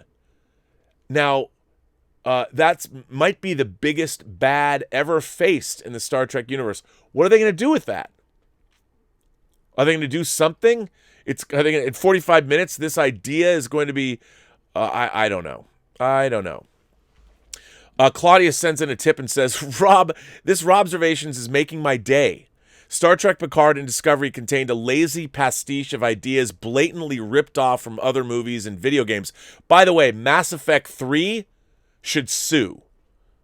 If a video game could develop sentience and sue for stealing ideas, Mass Effect 3 should sue. I mean, this is straight up Mass Effect 3. Not just the admonition thing, but all of Mass Effect 3. I know. Maybe, look, let's hope Picard has a better ending than Mass Effect 3 had. But come on, man. Lazy pastiche of ideas, blatantly ripped off from other movies and video games. I get it, spectacle. But why does this series juxtapose the Borg cube with Sung clone pleasure colonies? I don't know. I don't know. The idea of the Borg cube could have been so interesting in its own right. All of these things. I mean, and we watched Sutra turn into a murderer. I mean, she killed like one of her own people to set up, as Dave Cullen said, Swindon Spock. I mean, Narek, who in a continuity error, apparently, you know, they fixed his face or whatever. I watched this show and I'm just like, man, I do want to direct the Cinemax spin-off show. I really do. Listen, I've directed 5 episodes of Femme Fatales for Cinemax. I want to do a new Cinemax series. I know it's HBO, but it'd probably have to be on Showtime. There needs to be a late night series about this synth colony, and I want it to be this Dionysian bacchanal where it's just one long orgy of pleasure and why, you know, apparently why doesn't just make a bunch of sutras? Just make a bunch. I want a bunch of sutras, man. Because, man, wow. I mean, I can't imagine. You know, you're going to get a gigantic battle next week. A gigantic battle. Ann Magnuson Ann Magnuson now, I will say Ann Magnuson's Admiral is my favorite character that's been introduced in this show because she's going to ride in with the cavalry, and maybe we're actually going to see some Starfleet ships for once, rather than just an emblem on somebody's suitcase. But yes, Claudius, I don't get this. Wow, talking about everything but the kitchen sink. 200-watt Studio sends in a super chat and says, could you erotic mind meld with Kama Sutra? Well, I would hope so. I mean, look at her. Tell me that that's not the first thing they want you to think about. Look at the way she's dressed. They call her Sutra. It'd be the most mind-blowing sexual experience you've ever had. She would mind meld with you, and she would be feeling your thoughts and your feelings while it was going on. She'd be the ultimate experience. I can't even imagine something that would be better. Wow. Richard H. writes a letter and says, well, hello, fellow apocalypse survivors. All right, so I did something. I still went out to see the original King Kong in theaters the other day. Fathom was putting on that event, the 1933. And boy, was it glorious. Still today, an incredible movie to experience on the big screen. I had that similar feeling when watching a blockbuster today. Another reason, some legendary filmmakers' opinions respected. I think movies were like theme parks from the beginning. And it's not a bad thing at all. Not all movies, no. But that's what makes them great. You can get all different kinds of experiences from movies. While in many ways, I would say it was worth it. I wasn't sure if it was a good idea, but for one, it was a one-day event, and I believe I read somewhere that it hasn't been on the big screen in over 60 years. And I didn't want to miss OG Kong on the big screen. Plus, the 50% capacity drop and the announcement that they're taking precautions, extra cleaning, etc., and the fact that a lot of people have decided not to go, I thought I'd take my chances for this one. Thoughts on King Kong? Was it a dumb idea to still go to the movies in this environment? How are you and the people around you holding up in this craziness? Well wishes and positivity. Here's my philosophy about that. It is always better to go have experiences in life than to stay home. And theaters were cutting down on their capacity. They were taking extra precautions. And I would say this too will pass. What's going on will pass. I mean, think about it. One of the things I've been doing lately is watching Hunters. And I've always been obsessed by World War II and what happened to Europe, especially what happened to the Jews of Europe. And even the Holocaust ended. Those camps were liberated by Allied forces. And now what we're going through is very, very mild in the long run. It's terrible what's happened. There has been a lot of loss of life already, but I think the world has risen up and we're taking the proper precautions. But you did get to see King Kong on the big screen, and that's what art is for. Art is supposed to comfort us during these times. Art is always there for us to remind us what being a sentient being on Earth, what human life is really all about. And I think it was a good thing. Would I have gone out to a full theater, a packed theater full of people? No. But they were taking precautions. They were wiping things down. We went to Trader Joe's the other day, and while we were there, they had people, before I used the pad to pay, they wiped it down. And there are people taking their precautions, and I appreciate that. So I first of all, I love the original King Kong. As I said, Criterion, it was one of the first Criterion Laserdiscs back in '84. I bought it, the CAV King Kong. That's constant angular velocity, and I love that movie. I think it's so wonderful. I've loved it since I was a kid, and I've never seen it on the big screen. So good on you for having that experience, and you won't forget it. So the question I throw back to you is isn't it better? Don't you think it was better that you are living your life? Look, you got to live your life carefully, but you can't put your life on hold. If you have to stay home, do things you don't want to do. If you want to, or that you haven't done before. If you want to start writing that novel, start writing that novel. Write a page a day. It'll get you started. But yes, I think it's what you did it's a memory you now have that you'll take with you forever. Amir B writes in. Amir B says, "Hi, Rob. I'd like to begin this email by thanking you wholeheartedly for your programming. I love the community engagement and to hear others' letters and stories. It is really engaging and thought-provoking. It's been quite surreal the past couple of days. It has, actually. With society in almost complete shutdown, I really liked hearing you and John's movie recommendation on his show. So I thought of sending some recommendations for shows or movies. These are by no means underappreciated or underrated movies or shows. In fact, I think you probably have seen most of them. Rather, I see there is less social awareness discussion around them compared to other movies in online communities and amongst my friends. I'll start with TV shows. 1. I said all about this in a different email, but if corporate-based and toxic family dynamic, Big Short, The Sopranos, is your jam, then HBO's Succession is for you. I freaking love this show. From the opening credits to some of the wittiest and emotionally impactful writing, it's the best show since Chernobyl and True Detective Season 1. I'm dying to see this. I just need to get to it. I really want to see this. The second show I want to recommend is one of my all-time favorite shows. It's a bit dated, but I feel it has faded from pop culture consciousness. Perhaps because it was on the air during shows like The Wire and The Sopranos, which are lauded as two of the best shows of all time. However, I always felt this other show completed the trinity of the golden age of TV in the mid-2000s. I'm, of course, talking about FX's The Shield. Rob, I love this show. Thrilling, suspenseful, violent, funny, and with an overarching story that starts in the pilot episode to the very last episode, with such consistency that you never feel the writers and the showrunner, Sean Ryan, missed a bit. A show with a strong performance with Michael Chiklis in the best role of his life. Watching the show again just recently, I realized how diverse the casting was when diversity wasn't an issue, and it was actually built into the casting and story rather than being preachy and virtue signaling like so many shows today. Yeah, I mean, the funny thing was TV was getting diverse anyway. And there was a lot more people of all kinds working in the industry. And this idea the last couple of years making diversity a thing, it was naturally occurring.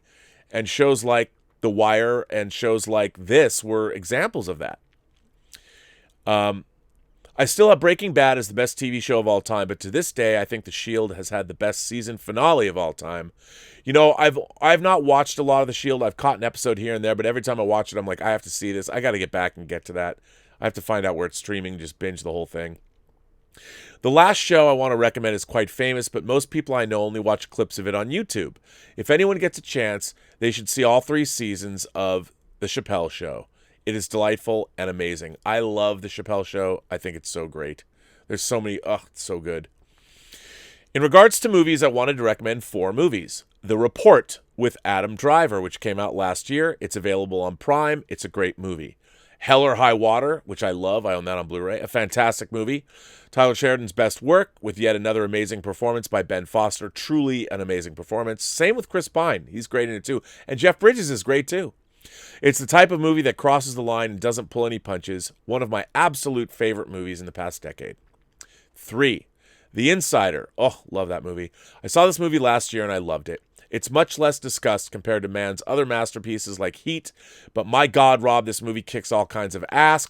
Pacino and Plummer gave Oscar-worthy performances and some of the best verbal altercation I've seen in a movie in a long time. I agree. The last movie I want to recommend is a Norwegian movie called The 12th Man. Last time I checked, it was available on Netflix. A true story of a soldier on the run from the Nazis. If you're okay with subtitles, which I am, this movie will give you chills. It was one of the most intense and gripping films I've seen in a while. Just top-notch, and I will leave it at that. Hope to hear yours and other suggestions on movies and shows we can watch during these times. As always, thank you for reading my letter, and have a great rest of the day. Respectfully, Amir. Well, Amir, thank you for that. That's a great letter. I love hearing from people like you and tell me what to watch. That Norwegian film sounds great. I love, as you know, my World War II movies. I can't get enough. This next letter comes from Desmond Harris. Hello, Toy Man. Thank you to yourself, Mr. Campy, and Mr. Schnepp for sharing your personal insight from movies and books. Due to the massive social situation and the halting of many businesses, would it be possible that studios with backlogs of movies and TV show properties that were considered non-releasable sitting on the shelf that never saw the light of day to start to be released, especially on streaming platforms for ease of distribution? A lot of these properties were never finished editing or being polished up, thus maybe some of the work to tie in some people for over a period of time. Considering your experience in the industry, would studios consider this an option to keep certain wheels turning? Kind regards, Desmond. Well, Desmond, I have to tell you, there's not a lot of stuff that the studios don't finish and put out. I mean, if you mean things like the Wonder Woman pilot that they did that you've been able to get online, or John Woo's Lost in Space pilot that we never saw. There's a lot of pilots that we've never seen. There was a pilot made, which I didn't know, for Roadside Picnic, which is the book that Andrei Tarkovsky's Stalker was based on. I haven't seen that, but yeah. I would like to see that, but I don't think there's not a lot that the studios have made that haven't been released. I mean, there really aren't. And but maybe like we'll see the Snyder cut or something. I'd love to see that come out. I think that would be really cool to get that. But I don't know about a lot.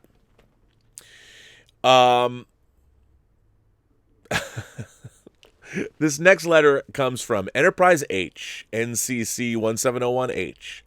Commodore Burnett of the United Earth Aero Navy. Greetings. I didn't know that Star Trek was a taboo topic. A piece on Broken Bow, which you didn't have to read live then. If I had pointed a gun at my head and was told that I had to use that plot, we would have spent 2 seasons on what Enterprise crammed into 2 episodes. 1 season getting there and 1 season just trying to locate a Klingon. I'd make them earn their exploration credentials. The Rigel system is like discovering the equivalent of Atlantis. These are supposed to be explorers. You'd think that they'd have to tear them away from this place, or that they'd come back for more. Finding Klingons on the trade world should be like locating a needle in a haystack. Give it one of those planetary sensor screens which Gideon has to keep the heroes from cheating. I'll stop myself there before I go into even more details. I watched the episode before reading FASA. In the episode, it looks like a glorified shopping mall, where in FASA, you're talking about the Enterprise Broken Bow pilot, for everyone that wants to follow along at home. It is described to be a mythical city covering the entire planet, equivalent to Coruscant in Star Wars, with an ancient trade hall dotting its surface, which my mind's eye portrayed as one of those Italian Renaissance paintings. If I had to guess, while this is considered the best pilot of the Berman era, it would be because it is fast food. Some action and a simple plot that isn't too offensive are good for casual viewers. I don't mean to sound snobbish. I was a casual viewer when watching Enterprise. TNG's pilot requires some reflection. It'd be fine if it wasn't in the context of humanity's first adventure, and in the next episode the crew is aching for a first contact and doesn't know how to fire a torpedo. I'm sure that if you could find some leads in the Rigel system if you wanted information on where to look. That's why you don't start with the cool stuff. Enterprise H. My system, which I use to watch YouTube videos as they are being streamed, is in for repairs, and with the current healthcare crisis, it may take a while before I can get it back. So my apologies for not being able to attend them live. I can see the chat on here, but not the video. A few letters are already written for on-air reading and commentary, but they may reference letters from older episodes. Thus far, the worry that I'll miss the episode which airs them has kept me from submitting. Maybe today will be the day that I'll risk it. Send them in, Enterprise H. What Enterprise H was saying is that many times I've heard a lot of fans say that Broken Bow, the pilot for Enterprise, is the best pilot of the Berman era. I disagree with that utterly, for all the reasons that Enterprise H said. I mean, the fact that they're flying to the Klingon homeworld, they go to Rigel, there's all this stuff going on that should be amazing.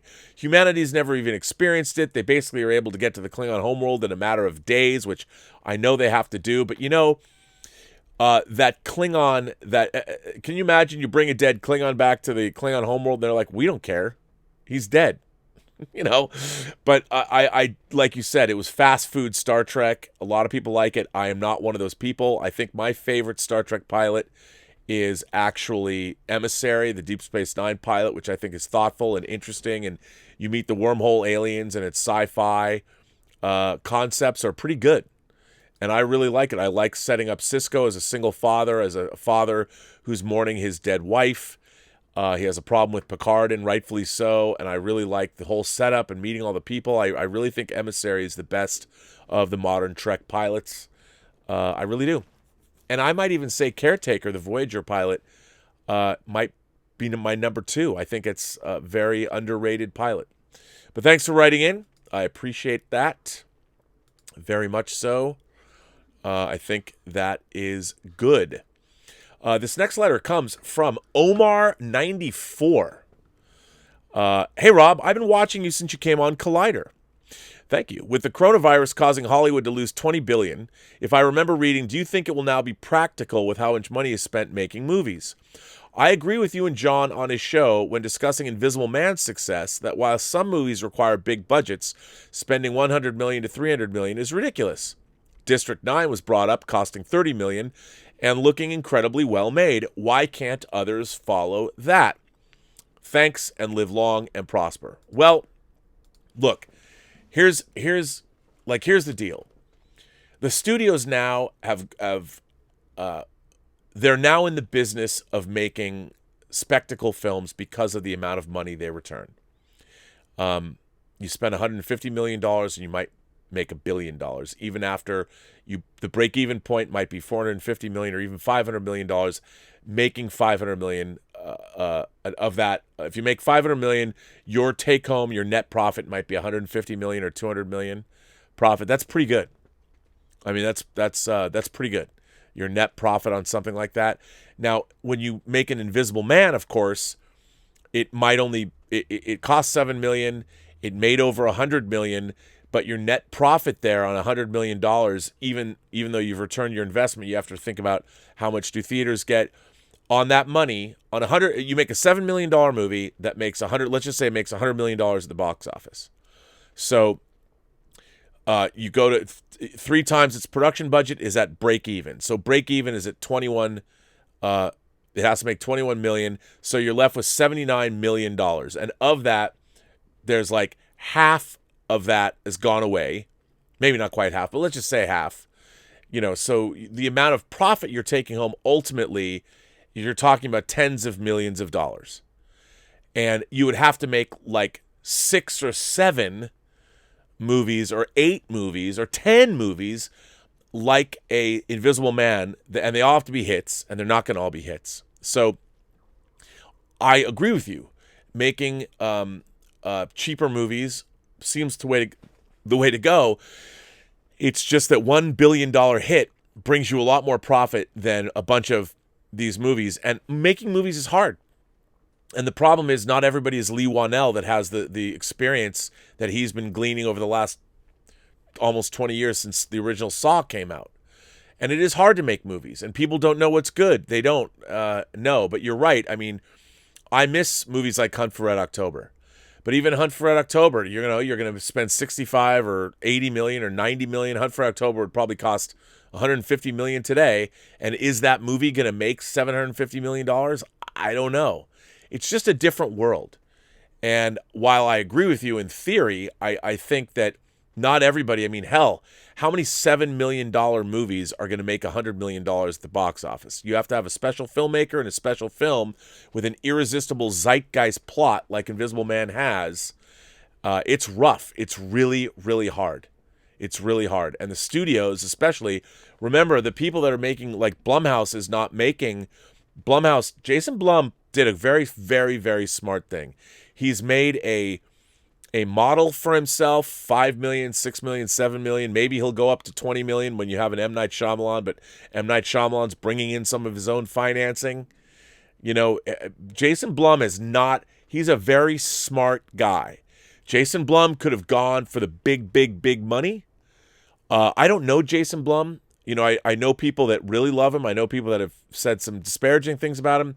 But what I really appreciate about what Jason Blum has done year after year is he's stuck to his formula. His formula works for him, and he's stuck to it. He's like, in a way, I would equate it to when Todd McFarlane founded Image Comics. Todd McFarlane concentrated on putting Spawn out on time, on a monthly basis, delivering. Then only later did he start his toy company and do all this other stuff. Jason Blum has been consistently following his own model to great success. And then he was able to do things like bring back the Sham Hammer, break Jordan Peele. I mean, give it up. Give it up for Jason Blum and give it up for what Blumhouse is doing and they've got Universal behind them. But Jason Blum doesn't even put all those movies that he makes into theatrical release. Not if they don't turn out as good as they can be. Was it Mockingbird? which was Brian Bertino, who made The Strangers. He made a movie for Blumhouse that didn't get released right away. And he did a good. I think Blumhouse has done a great job. Let's see. There's let me jump back over here. Jaybird Third sends in a super chat and says, "You mentioned the Star Trek Encyclopedia. In my humble opinion, none of this post-2009 junk should be allowed into Star Trek lore. It should be considered a rogue, brain-dead offshoot of Trek, separate from classic Trek canon." Look, I agree with you. There has been absolutely no effort made to caress this into canonical Star Trek. And none. Zero effort. And I can't reconcile it. It clearly is not. There's not one shred of anything that it hooks up with canon. None. And I agree with you. I don't know if people will say that. Trent says, he sends in a super chat and says, "Rob, is that Anton Chigurh behind you on your left?" Yes, it is. That is a third-party action figure I got about 10 years ago. More than that, actually. I thought it was great. Somebody made that. And how can you not get that figure? I had to get that figure because it's dope. So, yeah. That is who that is. And it's not an officially released figure. But hey, I'm glad you noticed it. People seem to like that figure. This one comes from Omar94. "Rob, I've been watching you since you were on Collider. By the way, I celebrate my 5th anniversary on YouTube next month. Hard to believe. I love Spider-Man, but I'm tired and sick to death of him always being in high school and or college for movie and TV adaptations. Insomniac's PS4 game made him an adult. Why can't the movies and TV shows move on already?" Well, we saw him as an adult in Into the Spider-Verse. Like in the comics where he's been an adult for decades. Some of the greatest Spider-Man stories are when he is an adult.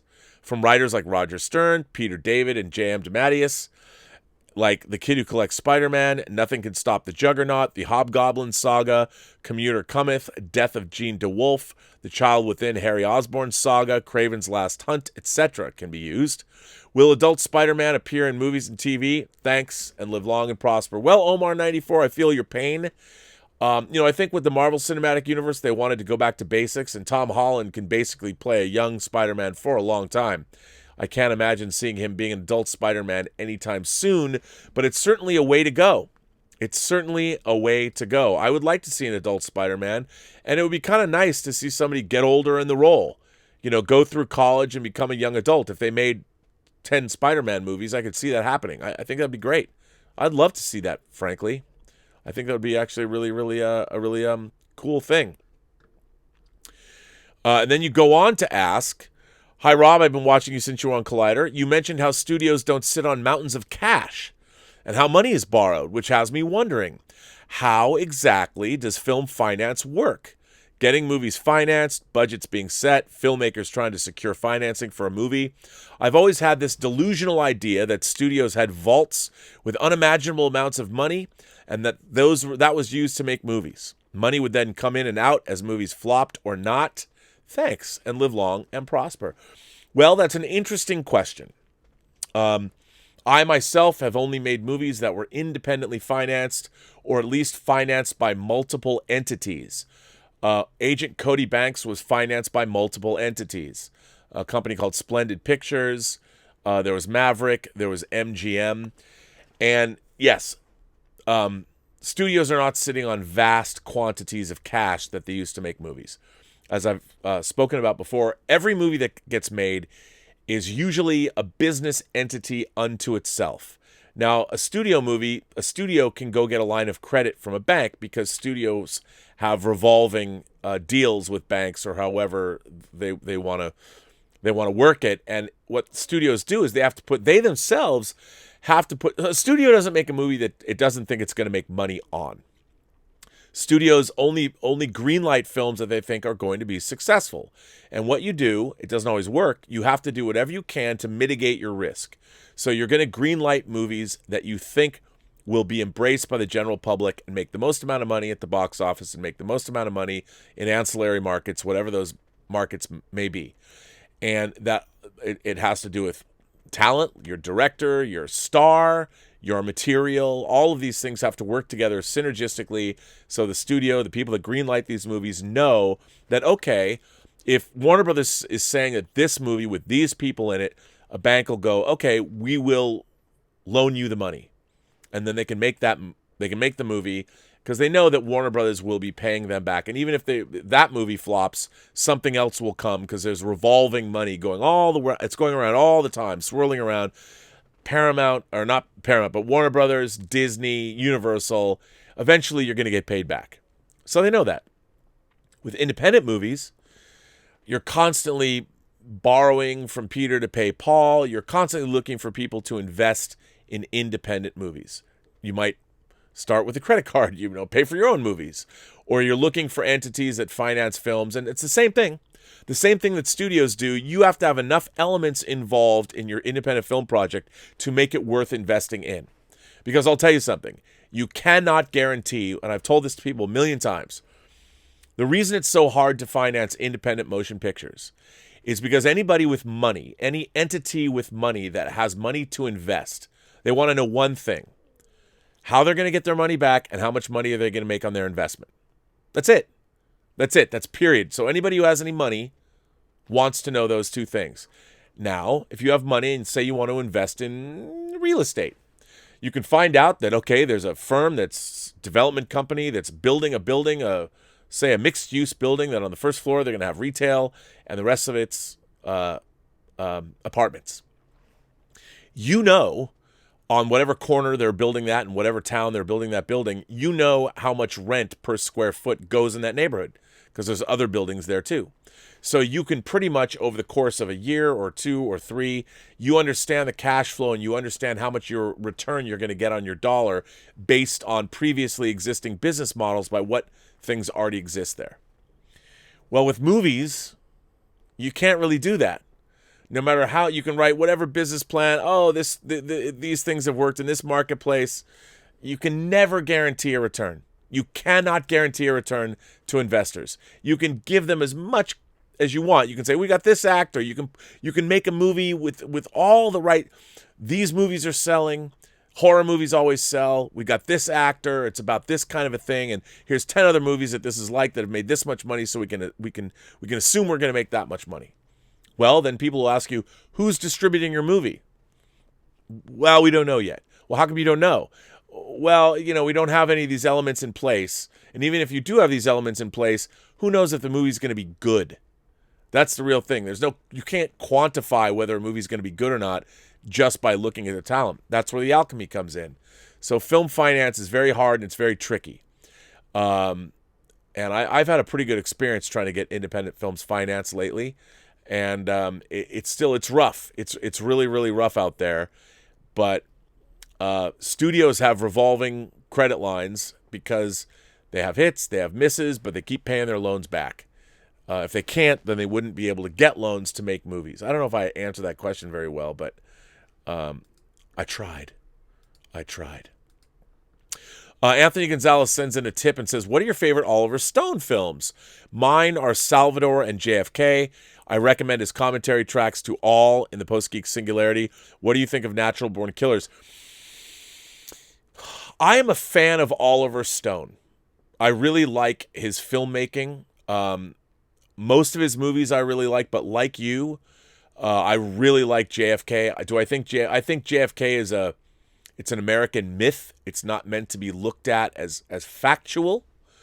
Look, I really like Wall Street. I really like I love Salvador. I love Platoon. I really liked the Doors. I really like the Doors. No, I'm a huge Oliver Stone fan. And I think that Natural Born Killers is interesting. I think Natural Born Killers is one of my least favorite Oliver Stone movies. I mean, I know what he wants to do. That was based on a Quentin Tarantino screenplay that I loved. His original screenplay was a little different from how the movie played out. But I watched, the movie seems to be it's too ostentatious for me now. It's hard to go back and watch. I appreciate the craft and all the experimental filmmaking that went into it. but I prefer The Doors. It had the same kind of filmmaking, just sort of edited differently. But look, Natural Born Killers is a lot of fun. I own Natural Born Killers. I like Natural Born Killers. I don't love it, but I'll tell you one of my Oliver Stone, one of my favorite Oliver Stone movies that never gets enough love, Talk Radio. And another powerhouse performance by Eric Bogosian, but also Michael Wincott. It's because it's your show, Bear. He's so good. That's a movie that not enough people talk about when it comes to Oliver Stone. But yeah, thanks for that. Thanks for that. Big Bad Batsmaroo writes in. Good afternoon, Rob. I started watching your show a few months ago. I was introduced to you through the John Campea show. I wanted to write in because I have so many thoughts. I want to start with the most pressing for now. I love what you all do. I first found John Campea on YouTube when the recommended video was Why I Left Collider turned up in my feed. After watching it, I thought, I like this dude. He's got moxie and a backbone. I love the word moxie. By subscribing to his channel, I was then recommended Collider Live, Chris Stuckman, Jeremy Johns, Grace Randolph, the Fandom Crew. I would love to have a chat with Dan Murrell. Dan Murrell, by the way, is a terrific guy. Terrific guy. And, he did a Honest Trailers about Next Gen. He put that together. So good. And a few other channels I've become enamored of. I do a lot of coding and design work, and these channels become great company as I do the do. I followed Christian Harloff to Sen and was surprised to find how many of the YouTubers I've come to know and respect are actually friends and acquaintances. Which is the point of this message. You guys are creating a broad community of film and pop culture fans and are providing, perhaps unintentionally, many great benefits. On SEN Live, someone writes in almost daily to say that their shenanigans help them get through tough days or moments in their lives. It's more than escapism, it's engagement, which I find even more beneficial. You let scores of people know that they are not alone in their passions for film, comics, science fiction, and the like. I graduated high school in '97. I'm sure you know that there were few people proudly waving their geek flags back then. Hell, I went to an Ivy League school and one of my friends kept his Magic the Gathering group fairly quiet. I didn't learn until after graduation that one of my female friends was both a comic book lover and a cosplay aficionado. It took far too long for Revenge of the Nerds to have the full cultural impact. You educate. All of the YouTube channels to which I subscribe have their own focus and flavor. I learn a lot every day, but I have to say, I learn the most from you and John. I love your episodes because you help me understand how the sausage of movies is made, how the financial and creative decision-making processes flow, how the industry is evolving, and the consequences thereof. I'm also learning a lot about science fiction in general. I am woefully behind, but you've given a lot of great recommendations. I might even try and get into Star Trek. Don't start with Picard. I beg of you. I'll end this missive now. Please keep up the great work. I'll write more, if you allow it, in the future. Big Bad Batsmaroo. P.S. Yes, I'm a 45-year-old man whose avatar is a Sanrio penguin. Don't yuck on my yum. Well, Big Bad Batsmaroo, what a great letter. I mean, look, I can't deny that it's always nice to hear praise from people. I mean, one of the reasons that I started this channel in the first place, and one of the reasons I continue to do it, for me personally, is I've always liked sharing my loves and likes and experiences, and I've always liked doing that with other fans. That's why I've gone to conventions since I was a kid. And growing up, look, I've told people I was a really social kid. I mean, I snow skied, I was in student government, I did play sports, basketball and baseball, boys club stuff when I was growing up, and I've always loved people, and I had a lot of friends that were movie fans, but in terms of the specific genre stuff, science fiction, fantasy, and horror, I didn't have much of that. I grew up pretty much, I had a few people, but mostly my passions were, I had no Star Trek fanatic friends when I was a kid, none. When I got older, I did, but when I was growing up, I didn't, and that was admittedly, I was really, really, really into Star Trek when I was younger. Really, really, really. Not that I'm not now, but I had nobody to share it with. And it's nice. Doing these shows has helped me sort of reconnect with my own fandom, and it's kept my enthusiasm up. I mean, normally, I've got a lot of my friends telling me that, oh my God, middle age, their kids are leaving the nest, and they're feeling like they didn't accomplish what they needed to accomplish in their lives. And I'm just like, well, I haven't either. But I mean, right now I've got movies I'm working on. I got special features I'm working on. I mean, I'm still in here fighting the good fight. Still, I mean, I'm not going anywhere. I'm lucky in the sense that I can still be creating things that I've loved to create, and there's stuff to talk about. And doing these YouTube shows is fun, and connecting with people and having you write me letters like this is great. And I have to say that, admittedly, I don't socialize with a lot of the people from these different networks, but we do go to events together, and I do see them. And there's a lot of people that I've worked with. For instance, I really liked working with John Schnepp, obviously, but there's people that I met through Collider, like Jason Inman and Ashley Robinson, and people like Amy Dallin. They're just great people, really knowledgeable, really smart about what they do. And I have to say that, with very few exceptions, all of the people in this LA genre community, and there is a lot of us, and we all seem to be on YouTube, are pretty good people. And I really like them. And if I had a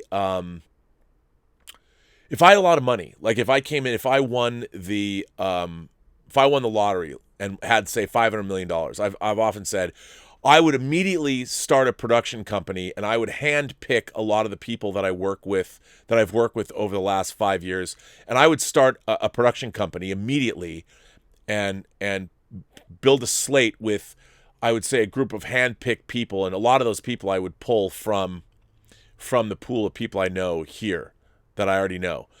And I would have a great team, and we would make things that are great. So it's good to hear that, Big Bad Bat Smooth, that you get something out of it. I really appreciate hearing about that from you. It's really nice to hear, and I very much appreciate it. Claudius sends in a tip and says, Mr. Rob DeMille, how are TV showrunners and movie producers like product managers? Are they ultimately responsible for sales while maintaining the relationship with the fan base? Is Iron Man and Star Wars analogous to Coca-Cola Classic and the iPhone? That's a really interesting question.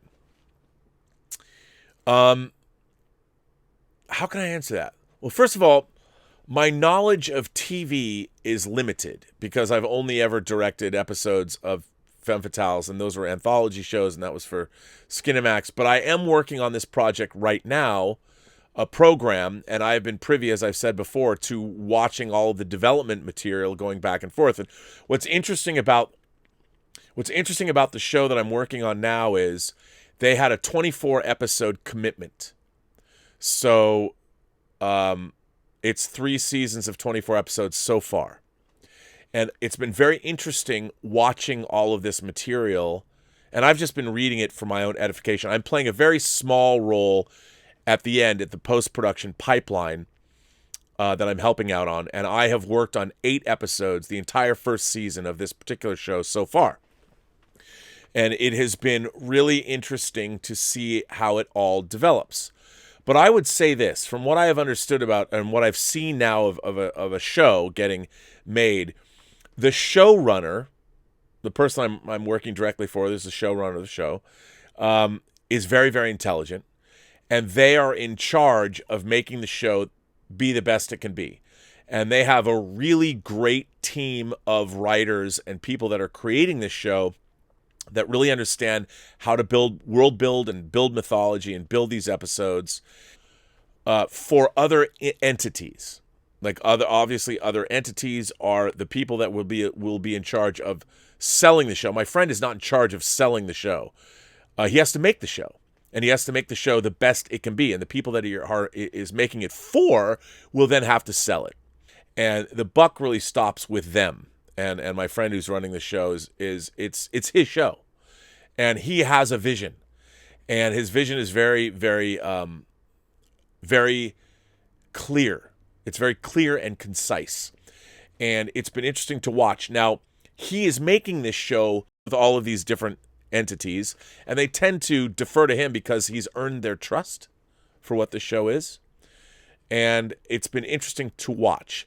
So I would say that while, yes, if he was on social media, he will interact with fans. I honestly don't know. I think interacting with fans as a showrunner can be a good thing and also a bad thing. You really have to know how to do it. I think if I was running a show, I would have no problem going onto forums and discussing with fans things because you could learn from them. And that's if you had a good show. You know, if you had a good show and you had fan interaction, like there's a lot of fan interaction now that I think is look, I've even engaged in toxic fandom, I would say, but I do it at least with my tongue firmly in cheek. It's people don't understand because they don't know me a lot of the time, but I would say most of the time I'm bemused. I mean, look, I might talk a lot of shit about Star Trek Discovery and Star Trek Picard, but it comes out of my love of Star Trek, and I am bemused by it. I also find it bewildering. I find everyone always goes back, well, when Star Trek always starts, you know, it's they always have a rough first season. Well, the original series didn't. The original series did not have a rough first season. The original series of Star Trek was pretty strong, alternative factor notwithstanding, as much as I love it, okay? But with all of that Star Trek, you would think that we would be getting the best Star Trek that we've ever got now because there's so much Star Trek to look at that's both good and bad. So it's sort of frustrating to see Star Trek not deliver what I think it should deliver. But it's interesting. So the filmmakers are not really responsible for selling the shows. The showrunners, the filmmakers, they have to make the shows. But I do think it's the creatives that have to maintain a relationship with the fan base. The distributors don't. You know, if you're a network or a streaming service or whatever, because really fans are interacting with the creative elements of the show. Like what are they? What is the plot? What is the characters? And you know, I don't necessarily know if creators are obligated to interact with fans. I think it's a privilege if you can interact directly with creatives with social media. I mean, there's a lot of people that are on social media and then they find themselves suddenly like Mark Bernardin, who's now a supervising producer on Picard, has a massive social media presence. He's been interacting with the fans for a very long time. On Kevin Smith's show, I would be very curious as to find out what is Mark Bernardin's mandate now that he's a supervising producer on Picard. Like, I'm sure he can't talk to me. For instance, like if I were to call him up and go, hey, Mark, you want to do a Skype interview on my show? I bet there's no way he could. Even though I would be very nice. I would give him the benefit of the doubt. I mean, you can't even talk about, like Mark Bernardin, I could have a conversation and he would say all kinds of things about Star Trek. He can no longer talk about Star Trek, period. He just can't talk about it. If I were to ask him about it, I can congratulate him as I did on social media. He can respond and say, thanks very much. That is it. That is it. But that's kind of how it goes. So yeah. Star Wars Rock sends in a tip and says, hi, Rob, have you read the Disney Plus release schedule for April? Because I think you'll find some surprises on it. I have not read the Disney Plus release schedule. How interesting. Well, since you're bringing it up, I'll put it into the live chat and see what everybody else has to say about it. Here is the Disney release schedule. Check it out. Maybe I should check it out and see if there's some surprises on it. I know you're making me do it. You're not saying what the surprises are. You're cheeky that way. Let's see. Here's everything new on Disney Plus in April of 2020. Wow, The Straight Story. David Lynch's The Straight Story. That's cool. Dr. Dolittle. Well, there's lots of stuff. I don't know if there's anything. Clone Wars, Fairy Tale Weddings, Downhill Derby, Disney Family Classics, Be Our Chef, Clone Wars. Yeah, I mean, there's some good stuff on there. I don't know if anything is surprising me. It's jumping out at me, but there is stuff that looks good. So, yeah, which is great. I mean, I think we need that. I think we need that. Jason S. sends in a tip and says, my only local movie theater is an independent theater. I really hope they survive the coronavirus shutdown as there is no chain to help spread losses. I think there will be a lot of small independent businesses that will shut down, never to reopen after this. Look, I agree with you. I think that small businesses are going to be the ones, hopefully the Trump administration, they've been talking about stepping in and helping out. I really think that they need to do that. Small businesses are going to be greatly affected by this. And I'm sorry that you're a local theater. That's a bummer, unfortunately. So, yeah, hopefully it's rough, man. It is rough. Rough. Let's see. Should I read one more letter? I know I'm over time. I'm over like 2 hours. But, well, here's a letter from Joshua Levesque. Hey, Rob and fellow viewers, I gotta say, it's always great to watch a show, but even more so in these weird, unfamiliar times. You and John Campea are constant sources of entertainment for me, and I sincerely thank you for that. However, I've been thinking more and more about the coronavirus pandemic and its effect on the U.S., and I'm genuinely terrified what could happen. On March 13th, the 100-page U.S. government COVID-19 response plan was released and states that the coronavirus pandemic could last as long as 18 months or longer and include multiple waves of illness. I know movies are not nearly as important as human existence or the state of our country and the world, but they do provide comfort, give us enriching experiences, and open our minds to things we haven't previously encountered. But with this pandemic lasting anywhere from 2 months to 2 years, our movie theater going experience would remain non-existent and might last beyond the end of the pandemic. Not only would we still be devoid of going to movie theaters, but all theater chains themselves would go bankrupt and completely shut down without any means of recovery. Movie studios like Disney would be forced to release the movies they finished on Disney Plus with a heightened price to obtain some profit. We would get a diminished viewer experience by watching these movies at home. However, they would quickly get pirated, and people would either watch the new VOD movies with others to save money or watch the pirated versions for free. So even with a VOD method, the studios would be financially screwed along with movie theaters. Movie theaters would lose drastic amounts of money, and some might not even be able to stay in this business, like Lionsgate. Even the studios that could stay afloat would not be making enough money to pay for their employees for long. There's also the delayed production of all future movies that would inconvenience viewers, actors, directors, writers, producers, crew members, and the studios. All of this could lead to irreversibly catastrophic results that would take the industry a while to recover from. Also, movies aside, if the pandemic were to last 18 months or longer, our country would collapse. There are, of course, businesses that would survive, like food stores, pharmacies, banks, places with delivery services, power companies, hospitals, law enforcement, and government agencies. But everyone with in-store jobs, construction jobs, and others low-paying jobs would remain unemployed. The economy has already plunged thanks to the pandemic, and it would only get worse with 18 more months of supply chain and production disruptions, unemployment, and economic decline. On top of all of that, there's an estimated 1.7 million American deaths that could result from coronavirus. These problems in the U.S. and other countries could keep our lives horribly altered for 18 months or longer and change the world forever. Thinking about all of this is terrifying, to say the least, and that's why I, like others, believe the best solution to slow down the pandemic's effect is social distancing and self-quarantine. I hope to God everything works itself out and the pandemic comes to a swift halt in a couple of months, like some experts have optimistically predicted. Until that time, at least we movie fans have each other, movies that have already come out, and your show. Thank you, Rob, for your constant optimism, and may the force be with you. Well, Joshua, a great letter. Thank you very much. You're absolutely correct. And for a lot of people, people are coming at me like, dude, there's a global pandemic on, and you're only talking about Star Trek Picard. That is true. That is true. But, here's the thing. Life shouldn't just stop.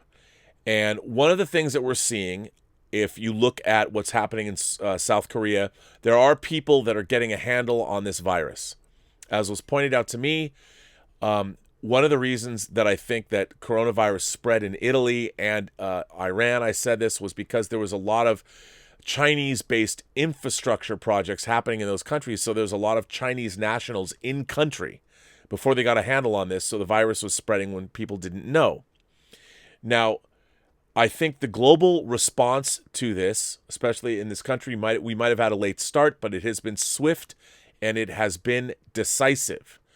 And I think in the long run, I see everything that's happening, notwithstanding the kids in Florida on spring break. I think that what's been happening has been, at least what I've seen here in LA, has been fairly, in a way, quite uplifting, to be honest. Aside from the ridiculous hoarding of toilet paper and things like that, I think people are taking this seriously. It shows how quickly we can band together and do our part in a crisis. One of the things that I really have been surprised by how fast people have been able to really do what is necessary. We are in for a world of economic hurt. We could not sustain. I mean, most people live paycheck to paycheck. In my household, where we live now, where I live, Elizabeth, even though she's going to school, she does have an income. She has her business. She's a hairstylist, and she has her business. It has dropped to zero. No one is coming over and getting their haircut. Zero. So in our house, our monthly income, I mean, we have two teenage daughters. Our two teenage daughters are here. There's me and her. We have a family of 4, and we still need to buy food we needed to buy. And, we're not wealthy by any stretch of the imagination. And, I used to have a sponsor for my channel. I knew that sponsorship was going away, but that was mighty helpful. I don't have that anymore. And her income dropped to zero. And we don't see when it's going to be coming back. Eventually, it will come back. People need their haircut. But the sooner that everybody stays socially distanced and levels this thing out, everybody is in a world of hurt. Everybody. And economically, it's going to be rough. Like, I don't know. Luckily, there's a moratorium on being evicted. But, a lot of people we live month to month, and it's I don't know what's going to happen. The economy of the planet is wrecked right now. It is wrecked. And eventually it'll have to come back because it can't sustain being wrecked. And people couldn't be out of work for 18 months. The problem that we're facing now, the real problem that we're facing, that I hope is understood, is the fact that our healthcare systems, what we're seeing in Italy, are overwhelmed by dealing with this virus. People that have acute symptoms, they have to be on ventilators. They don't have respiration without aid. And there's simply, as Italy is finding out, there's not enough beds. So hospitals are being inundated. The healthcare systems are being inundated with people that are suffering from the virus. Now, that problem is twofold. The first is that, well, one, there just aren't enough personnel. There's not enough equipment. There's literally not enough men and materials and women and materials to care for all those people. That's problem one. Problem two is there's everybody else that's sick. There's people that have non-symptoms. They need operations. They have heart problems. They have all kinds of all the wide variety, the myriad of other health problems that have nothing to do with coronavirus. There's no way for those people to get help either. So our healthcare systems around the world are going to be inundated, and no one's going to be able to get the help they can get, which is why it's so important to stay socially distanced, because we do not want our healthcare systems. People are going to, we need to keep them free. As many people have to be virus free as possible, so we can make sure the people that really need to get hospital care can get that hospital care. That's the immediate problem. Everything else is sort of secondary to making sure that our healthcare system is not overwhelmed. Now, do we want to stay healthy? Yes. And staying socially distanced is the best way to do that. But obviously we can't. You have to get food. You have to get supplies. Nobody was prepared for this. And one thing that people didn't do was they didn't ration the materials out at first. If immediately, because nobody really knew what was going on, but if immediately they had things like, you can only buy 1 roll of toilet paper. We have to keep our store shelves stocked. That way, if we were able to stop panic buying, but there was panic buying, and that put us behind the 8 ball, which is unfortunate. But, I do think I find this situation while terrible, I have seen glimmers of hope, and it's made me realize how quickly we as people can come down and solve problems, to solve a crisis. So I think that is a good thing. We have to keep level-headed and not give in to panic. These are the early days yet, people. Where are we going to be in 3 weeks? I don't know. Where are we going to be in 3 months? We shall see. But I think that for the most part, for the time being, I'm optimistic. I'm optimistic about everything. But thanks for writing in. You're a very good supporter of the channel. I appreciate that. Bob Tier sends in a tip and says, or Bob T says, they had to take down, edit, and re-upload the latest Fat Man Beyond because Mark gave out some stuff that he shouldn't have about getting the Star Trek gig. The only stuff I remember was the mention of a Captain Pike show and Picard Season 2 shooting this summer. Well, that makes sense. I mean, Picard Season 2 has already been renewed. Who knows what's going to happen because of what we're seeing now. And yeah, I mean, Mark is a fan, and he's not used to this clamp down on information, and he's got to go radio silent. There's nothing he can do about it, and it's hard. When you're a fan and you become, especially people in this realm, like if I was suddenly, like there's a couple of projects I have percolating. One, nobody would care, and I would be in a foreign country and I'd be reporting on the making of a movie, but I would be able to do these shows and nobody would care what I was saying about it because they would see it as free promotion. But there are other shows that, like this show that I'm working on already, I can't talk about it at all. I can't say what it is. I can't say who's working on it. I can't say anything about it because it hasn't been announced. And if I were to announce it, then people would be pissed and I would lose my position on that show. But it's coming. It's not like it's state secret, and it's not something anybody's would particularly. I think the fans of what it is, people will dig it, but it's not like a Star Wars movie. So yeah.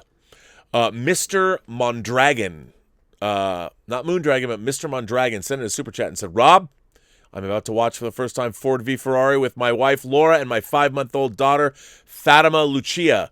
Fatima, Lucia, I love them with all my heart. First of all, Mr. Mondragon, let me just give a shout out to both you and I'm sure your lovely wife Laura for naming your daughter Fatima Lucia. What a cool name.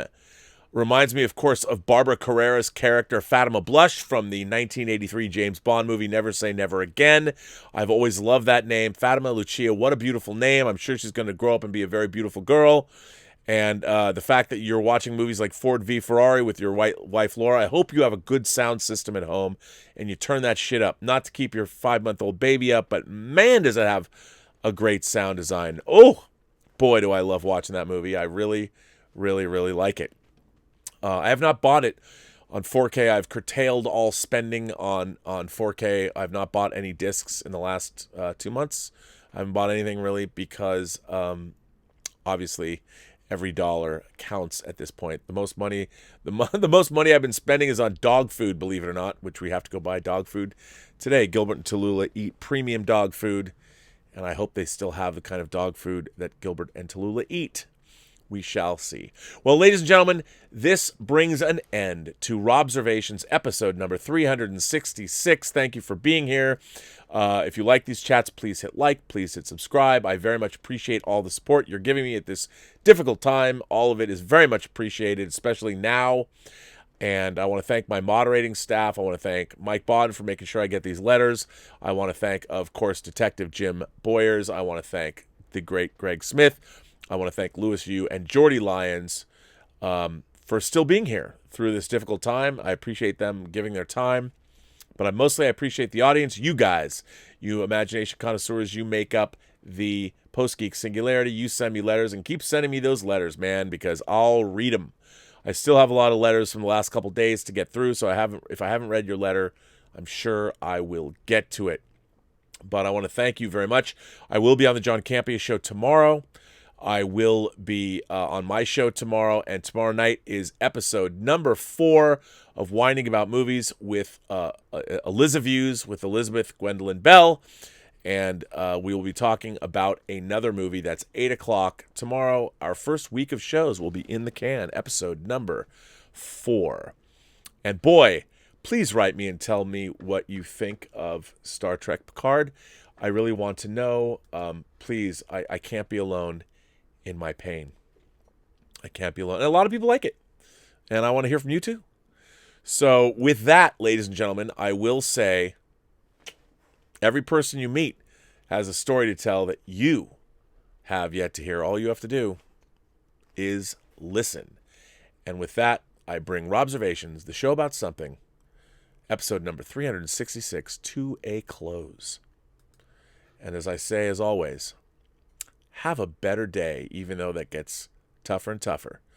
Or does it? I think being at home, if you turn the social distancing and turn it into a positive, think about what you can get done. Why doesn't everybody start writing a screenplay? Hell, you know what? I'll tell you something. I'm going to implement a new thing. If any of you have ever wanted to write a screenplay or write a chapter or you write a book, send me your first page.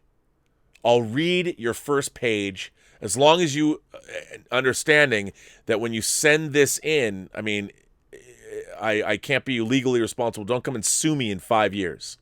But if you want to write something, write some prose, write a screenplay page. Remember, if you wrote a page a day in 120 days, you'd have a screenplay. I might even review it for you, or let the Post-Geek Singularity review it. Send me something you've written. Send me a poem. But if you really want to write, and you're writing something now, or you wanted to begin, heck, I'll tell you what. It'd be cool if somebody just decided to send me, and think about it, a page a day. If you just wrote a page a day, and don't rewrite. Rewriting at this point is death.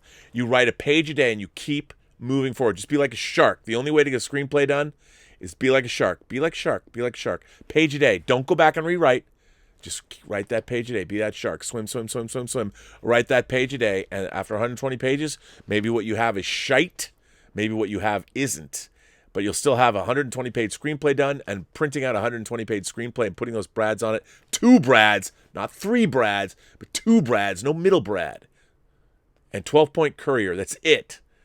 You might be able to do 12-point courier bold for your title, but no underlining, just 12-point courier, that's it. Swim like a shark. That'd be kind of cool. Page a day. Write your screenplay. I should do that. I should write my horror script. I should do that. But I have so much I have to get done right now. It'd be hard, but it'd be kind of fun. I mean, think about it. This is the 366th episode of Robservations. If I had written a page a day along with every one of these episodes, I would have had, what, 3 scripts? Man, imagine. Who knows what I would have wrought. Anyway, as always, have a better day.